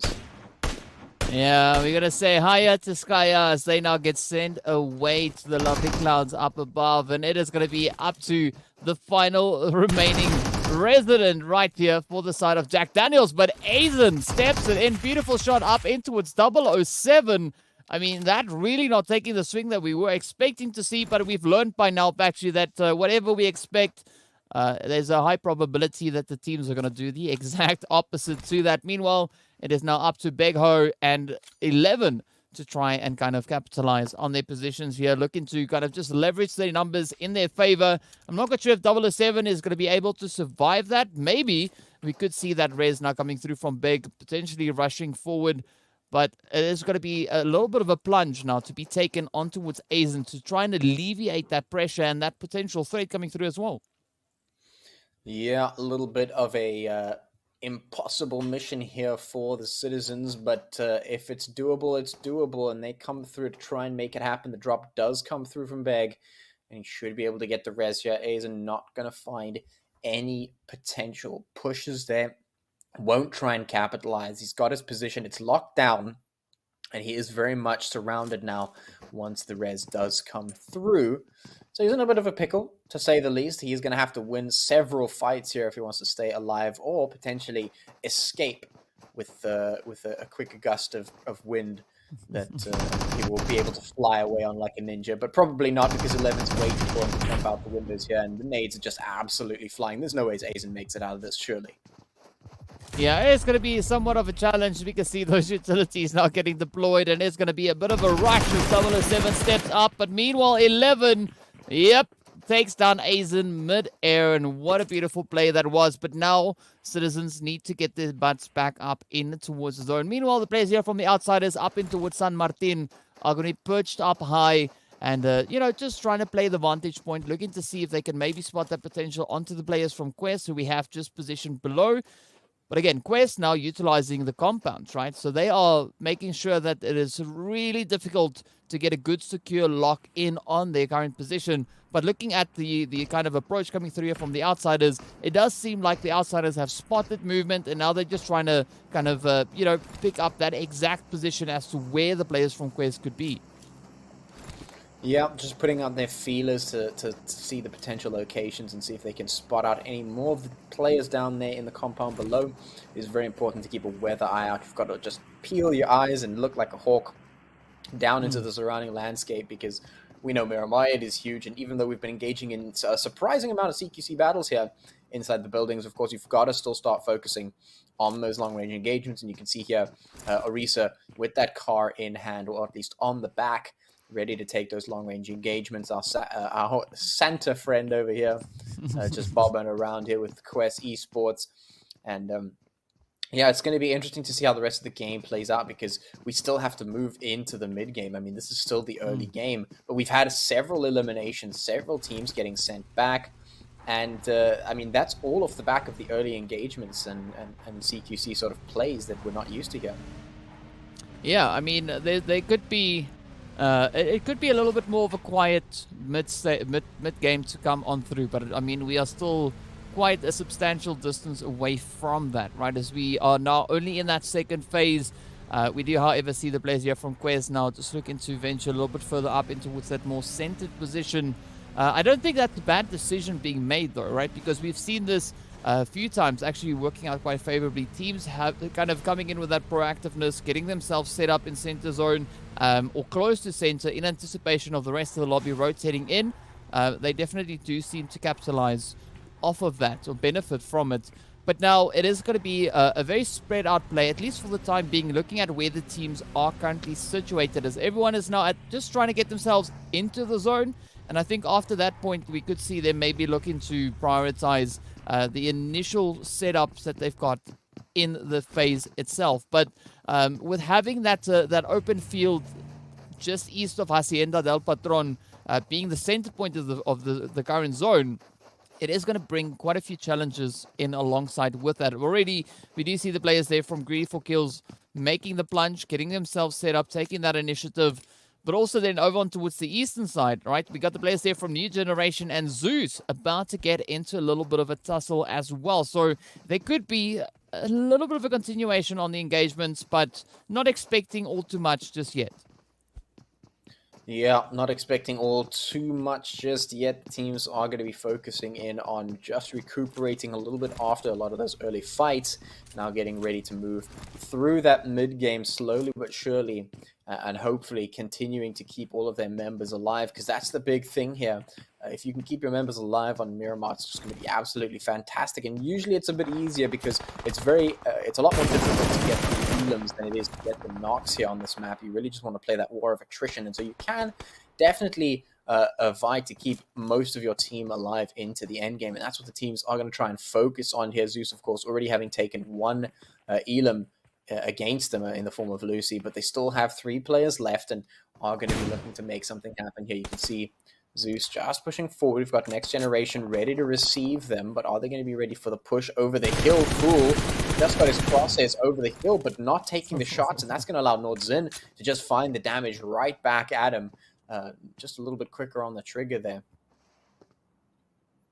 Yeah, but a good play now coming in there from Hector, right? Just moving up, flanking in potentially towards the players here from Next Generation. But again, also, Next Generation, I'm liking this approach that they're taking. A very kind of single file approach, spreading their players out. It allows them to cover even more of those angles. As you can see, Peeth now just not too happy with the cacti off in the distance. Is going to be trying to, maybe just cut it down somewhat. But Fool is going to be finding themselves in a little bit of a busted position, right? They've already been spotted out. And now we can see the players here from Next Generation trying to potentially pick up that elimination on towards Mr. Fool up on the hill. But, I mean, we've seen Fool being the MVP of one of our previous matches, so I've got some expectations coming through for the entirety of Zeus, for them to really showcase their capabilities, even though they have already lost one of their players, as you pointed out before. Are we not seeing a super aggressive play actually coming in from Next Generation, right? They're just going to be, enjoying the sun out over on towards Miramar. Yeah, I mean, why not? Shoot cactuses, enjoy the sun. That's what it's all about here on Miramar. Or cacti, should I say, for those of you who are certainly going to correct that. Hector off in the distance, you can see Nordzin waiting for that push to come through. But as you mentioned, they're happy to enjoy the sun, although Hector is finding himself pressurized by Next Generation, as you've pointed out, who is quite happy to just push forward bit by bit, trying to see if Zeus is going to push back, or if they're going to let them just have this one for free. And it looks like with the positioning of Zeus, they can't really fight back too hard, otherwise they risk getting taken down a little bit more quickly than they would like. So consolidation coming through from Big No-No, who is trying to get back into the rest of the team and reinforce that particular position. The Beast is aware of that rotation, did hear the vehicle, and now is looking in that direction, waiting for the reinforcements to come over the hill. Fool, of course, with that oversight on the other side of that opposite hill, is also going to be in the position to try and mask Hector's movement. Here comes the nade, but the shots are coming through, and it's just going to put Hector down. Not going to find Elam, though, but he's just gone to the wrong side of the hill. Not going to find the shots, though. Beast missing a critical hit there, and now Fool is going to be able to lay down the covering fire. No should be able to get this res. Yep, they definitely should be able to get that, but this could now be the opportunity for the players here from New Generation to come rushing forward in full force and just looking to overpower Zeus. So you can see we got the citizens pulling up right behind them. So if they want these eliminations, they have to act super, super quickly. Otherwise, we could see those instead getting picked up by the citizens, as that is already the case. 007 swinging into full, getting those knocks locked in, but now how long is Next Generation going to wait before they start to pounce? Not too sure, but Beast is on the approach along with the rest of Next Generation. The Citizens coming in from behind. Peeth is going to find Hector. That's a nice elimination coming through for them, but now they have to turn their attention towards the Sidemen who are climbing up the other side of the hill. Nades going down, smoke the position out and try and recover that loot, which should be doable here from Beast as the Citizens climb and are not really too keen to engage in another fight just yet. That zone has decided to squeeze on up in towards water treatment and Hacienda del Patron. At the moment, the teams are rotating on in as quickly as they can as we move in towards zone number 5, and that mid game is slowly being grinded through by these 12 teams. Yeah, and all they can look now to do is to get themselves situated. Looking at where that zone has gone, there's a lot of that open field, but there are a few of those hills surrounding it as well. So I do see the teams looking to potentially prioritize their high ground instead of getting caught out in those open barren fields. And of course, now the players here from Greedy for Kills are going to be moving themselves into position, just looking on as the squad from iMega are pushing further and further on towards that eastern or western side potentially. But I mean, they are then also rolling into another bit of a position, as we can see the outsiders coming in alongside them. It does seem like Rissa is instead now quickly retreating as they heard the push come through. But now Fianso and the rest of the team can get themselves established up in towards these compounds and just seeing if they can utilize this hard cover to maybe reach into the outsiders. But the outsiders also have a little of a potential threat that could come creeping up behind them, right? With that, I'm referring to the players coming through from the Predators. So there's a lot of potential eventualities that can come from this, but it's going to come down to what kind of the approach will be for the teams moving into this next phase. Yeah, for sure. The next zone will certainly be telling, but we've got a while before we get there. 15 seconds before it really does have to move in, so we've got a while before the next choice is made. Vibe trying to find some kills, and is going to greet them onto 007, and will actually find the knock. That's big. Now can turn his attention in towards Beg. Is this going to be another fight? Beg actually just chooses behind the rock, exposes himself, and loses the fight. Romeo finding some pinpoint precision shots there, and now some free kills, some free eliminations into the pocket of Team G4K here. And, bit by bit, they are building up their kills once again, building up those points as we move further and further through this game. The zone is starting to creep on in, and these teams are going to continue to fight for their spot, fight for their points here on Miramar. Well, it is going to be quite a substantial fight to come through, right? Still 12 teams remaining, 39 players still alive. iMega trying to see what they can make do with of this position. Of course, it is going to be only 2 players left, but that's not going to be stopping them, right? They're going to be looking to just try and maybe peer into who else they can find moving into the vicinity. But we see a very similar approach coming through there from the outsiders, right? We've got the players there from Dream Team starting to move up from that southern approach. So that could be a nice position being occupied in anticipation of a few stragglers looking to roll on in towards the zone. But iMega, as we can see here, looking to do their due diligence, just scanning all over the place, waiting for any pixel to be out of place. But we can see that there's no one really over to the side in which they are looking. Instead, we've got the players from Quez positioned just towards the north of where they're currently held up. Yeah, and we finally have that blue zone having moved on up all the way, has now pushed the playable area forward and closer in, moved down towards the south of the playable area, so the teams will have to rotate in once again, and these 12 teams that are currently still alive are going to have to start squeezing into this zone, and things are going to get tough from here on in.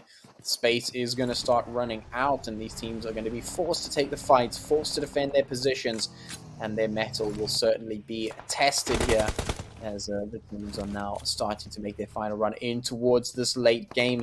39 players still remaining here. Outsiders prepping some nades for their enemies just on the other side.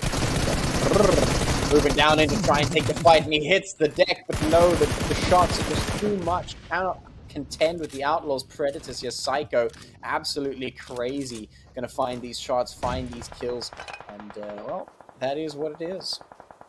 Yeah, I mean, the only that we got there was the shots coming into their direction. And, it's unfortunate, but that's the way the cookie crumbles, right?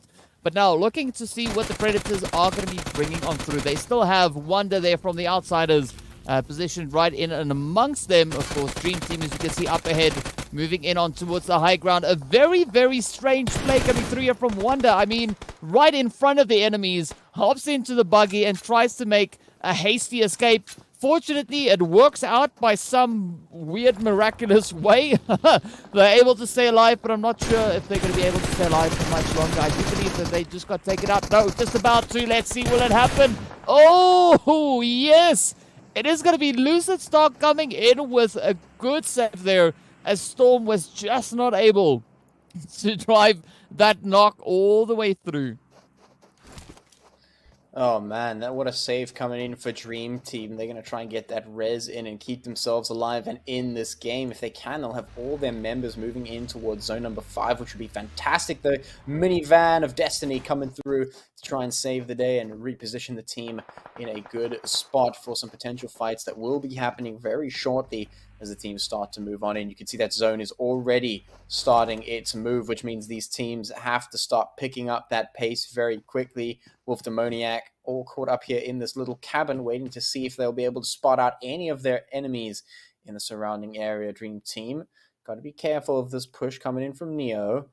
He is just slowly climbing that hill, but definitely has to be cautious about how he makes this approach. The rest of the teams are going to be flooding in, and once this zone closes up, which it will do very shortly, things are going to get crazy. Oh, yes, right. And that's kind of what we're hoping for is, 11 teams moving into the 5th phase, especially over on towards Murmur, and looking at where the zone is. There's going to be some great opportunities for some heavy-hitting plays to come in. But now, Wolf now starting to huddle up in their little shack. Neo does get spotted out as he took the wrong pull, and it is going to be the big no-no to just remind them of that. Fool also just waiting quite patiently on the very edge. A nice little bit of coverage being brought in there by Simpson, as we can see that suppressive fire now being dealt across. But of course, Dream Team held up right there alongside them. So neither of these teams are in the clear, at least not for now. They still have to be quite cautious as to how they look to take these plays. But it does seem like the players here from Zeus are definitely going to be looking to drive it in as they find the hit right up on towards Vike. And now could be the opportunity for even Dream Team to just rush on forward and just cause a bit of havoc. Yeah, it could certainly happen. Zeus is in the position to make it happen. Fool pushing on up. You can see those utilities starting to get busted out here. The teams know what is going on. It's the final map of the day to make something happen. The final map to put some points on the board for yourself and move yourself closer to that dream. Not only the money in the pocket for the week, but the dream of moving up into the Umzansi Esports League. That is what is at stake ultimately at the end of the day. And these teams have been fighting tooth and nail to get the points that they need to make it happen. And now, of course, as we move into the final few zones of this map, these 11 teams are going to have to tussle it out and see who is going to come out victorious, who is going to find that tasty chicken dinner. Out goes Fianso. That reduces us to 10 teams. We're now top 10 here in zone number 5. And, well, it is still anyone's game. These teams look pretty strong in terms of their player count for the most part. It's up to positioning. It's up to the plays. It's up to the kills, the eliminations, the catching out that will be, of course, being done very, very shortly as the rotations start to come through. Yep, and it is going to be Zeus now just looking to get themselves situated on towards this eastern edge of the zone. We got 11 just up ahead, so big no-no might be putting off a bit of a no-no here as they now come rushing through. They might have a bit of a surprise once they venture up onto that top floor, but 11 has been so quiet, so there's no way of no-no knowing that 11 is situated just on that top floor. But it's going to be an interesting one indeed. Of course, we do see the players there from Wolf also now taking the plunge as they come rushing on forward, looking to just race their way in towards the zone. Up comes no. Oh, no. Down they go. 11 just capitalizing on the element of surprise they had at their disposal. But with that, right, 26 players remain. As you can see, Dream Team, they've now moved in towards the south, coming in behind the players up ahead of them. It is going to be Quest. But meanwhile, Greedy for kills, though, dealing the devastation as they now assert their dominance. And with that, swiftly deal with the players coming through there from Prophecy. Down south, it's still going to be a very hairy situation. As Psycho now tries to pull off the res. We got Santa and Supra up in the mix as well. But up comes Dream Team, sending those nades out, trying to just bring in that extra little bit of chaos. But a good play coming through there from Supra, managing to pick up that knock before, or that was the elimination instead, before that smoke actually started to even kick in. Yeah, some great plays in quick succession. Vibes making some things happen. And of course, now we have some more things happening for these teams as they really, really are putting in the final push, that final effort in the last zone. Definitely as we move in towards number 7, we still have 8 teams and 18 players left. And now the tricks are coming out. Now the aces and leads have to come through for these teams. Are they going to be able to pull out a bot clutch, or will they have to struggle this one out is the question. Right now, everyone is getting ready for that final fight. You can see them. Everyone's medding up, energizing up. Psycho getting himself shot up, apparently, as well as he just presents himself to the entirety of the enemy teams and gets himself taken down very, very promptly. He's going to have to crawl to safety, and Shad will have to get that res on in as well, which will come through very soon. A nice explosion that DK will be happy about, sending Beast and the rest of UGen off into oblivion. 6 teams remaining as the fights continue on in that kill feed. DT getting taken out. Dream Team, goodbye, goodbye, goodbye. These teams are just not having a good time as the shots come out. All of the stops being pulled out for the final push.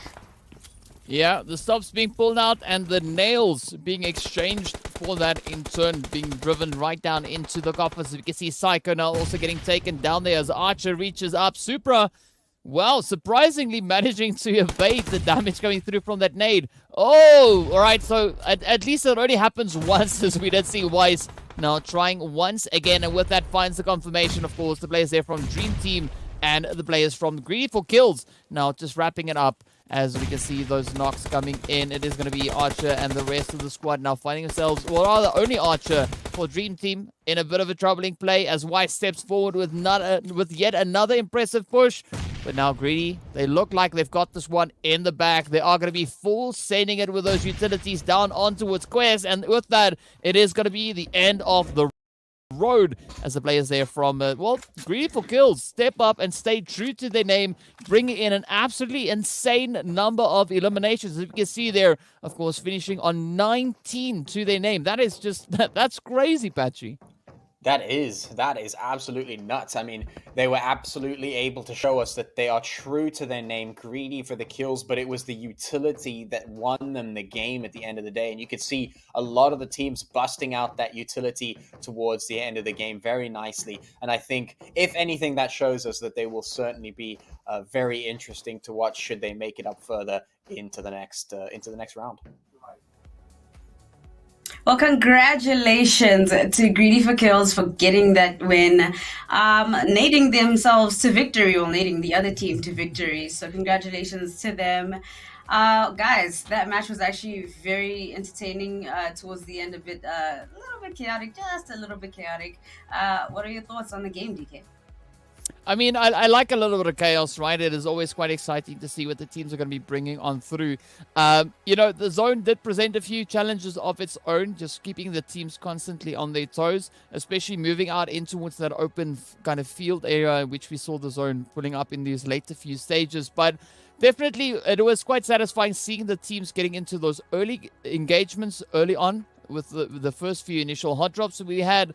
But after that, it's like it quieted down a little bit more. You could see the teams really trying to play it a little bit more strategically instead of just, you know, gun-hoing their way through and just, you know, shooting at everything that moves. Yeah, they definitely played it a bit more strategic, which you probably enjoyed, Patchy. Did you enjoy the strats that these teams brought out for this final map? I thought it was quite interesting that, you know, contrary to the usual style of play, we saw some very quick early engagements, some very early action happening, a lot of simplification of the teams in the beginning of the round, and then the mid game being the slow portion, and then the end game again being the chaotic portion.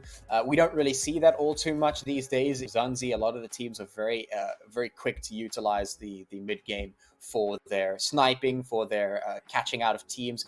You generally see a lot of not eliminations, but knocks, should I say, coming through from teams that just catch each other across the way. That tends to be the case a lot of the time. So it's interesting to see that these teams don't really pay much regard to that. They're like, no, I'm picking up this shotgun and I'm going to go shoot the team over there. So that's certainly been quite an interesting thing to see, and I'd like to see how that subsists. I would very much like to see these teams bring that kind of idea into Umzansi and see how it holds up.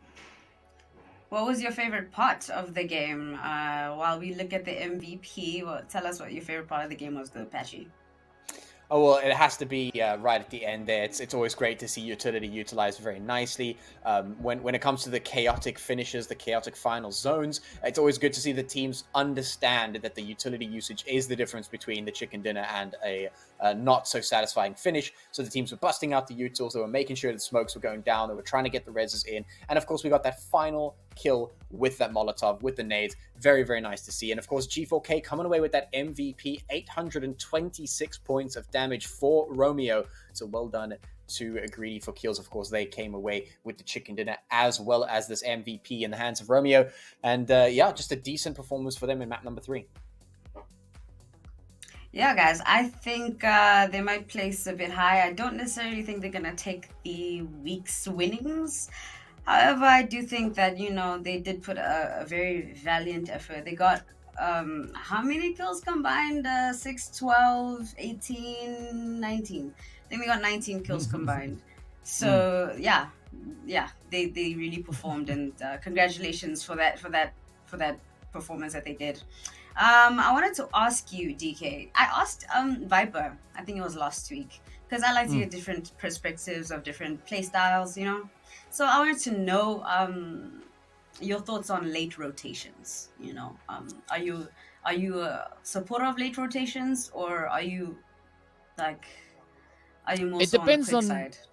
It depends on the team's strategy, kind of paired up with those late rotations, right? I mean, there is a place and time for that. Now, I think the challenge would be finding the balance to come in with that. And obviously, a team does benefit more from being a little bit more proactive and getting themselves set up ahead of, the rest of the teams. And that is what we saw, coming through from Greedy for kills, right? I mean, 19 eliminations to their name. It shows that they were super, super active. That means that they were moving around a lot. And that's why we see such a large number of eliminations getting picked up by them. Yeah, they really perform. They really, like I said before, it's not just about placement points. If you get crazy amounts of elimination, that could take you through as well. And they got so many kills. The gap between first place and second place when it comes to eliminations is wide, as we can see. But QES Esports placed second with 16 total points with 4 eliminations. Dream Team with 13 points. The Outlaws Predator with 11, as well as New Generation with 11, Citizens with 10, Zeus with 9, iMega with 5 total points. And, it's unfortunate for everybody who couldn't, place where they wanted to, especially for those who have been dominating in the first maps. But, I'm excited to see what happens for the overall rankings. Let's go over to the second page. But I know that you might have been a bit excited to see if Citizens would perform. What are your thoughts on their performance, DK? I mean, it was a bit of a bumpy ride along the way, right? We know in this last match, they finished up in that 5th place with those 4 eliminations to their name. It's tough, right? Because especially the Greedy for Kills players, they were so greedy. They just looked to take everything in for themselves. I mean, and that is quite evident if we look over on towards the second page as well, right? The players there from Nightmare only being able to find 1 elimination. We got Navi coming in with 2. And then, of course, all the way down is going to be Jack Daniels, right? All the way in 14th place finish with that 1 elimination to their name. So that just shows you how aggressive the performance was coming through from the players of Greedy, so that they didn't leave anything to chance, and they were just kind of trying to take everything for themselves. Well, yeah, they were. They were greedy. But let's look at the overall match rankings. Let's see who takes it for the week. And Navi Africa takes it away with the winner chicken dinner, 62 points. Congratulations. Followed by O3 Brothers. Yeah. Thoughts on this? Because this is a lot. This is a lot going on, Batchy. Batchy, this is a lot. It is. It is a lot. A lot of these teams we didn't see today, but we did see a Navi coming through. And I think we can tell very quickly how it is that they got their high performance right there. We've got a chicken dinner, so of course that's very nice, but you don't get 35 placement points off of one chicken dinner. That's at least a consistent placement coming out from them. So they placed consistently throughout all their matches. Which is what got them a good number of placement points in the pocket. 27 eliminations for themselves, where, of course, that one elimination, 1 point comes in absolutely critical, boosting them up to a total of 62 points, putting them in the lead of others who, for instance, like Inkosi Esports, who got 26 eliminations for themselves, were only able to find 16 placement points over their 3 matches. Which only put them down into third place. And so you can see the difference between a team that's able to find a balance between both placements and eliminations versus a team that has a heavy focus on one or the other. For instance, we can move down to God Esports, who has 22 placement points, but only 9 eliminations, putting them in 4th place. And so that is why we say consistency. That is why we say balance, because that is ultimately what gets you those wins. That is ultimately what brings you to that number 1 slot. Heading on to the next page, of course, you'll see the teams that weren't able to find everything that they were looking for. As we move on to the next 8 teams here on this list, they were the teams that were not really able to find everything they were looking for, but were still able to at least find something. But that is the nature of this particular format. You know, it really is an everything or nothing format, and that's kind of evident in the playstyle. It was evidence in the playstyle. Unfortunately for Team CMP, they just could not get any points. That's so unfortunate, but you know what? You come back, you play better, you practice, and you're going to be up there, you know, with the top boys. You know what I mean? And here we have Valhalla Esports with a total points of 17. Wolf Demoniac with 16. Yeah, Los Predators with 16. iMega Esports with 12. Most Wanted Esports with 7. Outsiders with 7. Jack Daniel with 5. And Prophecy Royals with 2. Oof. This, wow. Yeah. It is a... It is a bit of a oof, right? It is a bit of a oof. I mean, it shows you that the teams are looking to jump at the opportunity, right? Because that's all they got. They got 3 matches. That's it, right? Whatever you can't get done in 3 matches, well, sorry. We see some teams on that first page who have been able to just bring in some absolutely devastating plays. But the rest of the teams, you know, they now have a bit of a better idea as to what it is they need to focus on moving forward, right? But unfortunately, whatever you weren't able to accomplish, that's going to be it, right? We know only the select few teams are going to be making it through in towards that promotion relegation. So if you're stepping out onto the battlefield, you got to stick it as hard as you can. As you can see, I mean, Greedy for Kills, that's exactly what they did, right? Even just this last match, coming in with those 19 eliminations, that's absolutely insane. And finding those 62 points in just 3 matches, that puts them on an average of about 21 points per game that they were able to secure. And I've seen this Zeus. I was paying attention to them. I said, no. I have to give them their props because they were performing. And now look at them at 3rd place. Yep. I love to see that. They worked hard for it and they deserve to at least be in the top 3. You know, it wasn't number 1, but it wasn't also last place. So we take those. We take those, right, guys?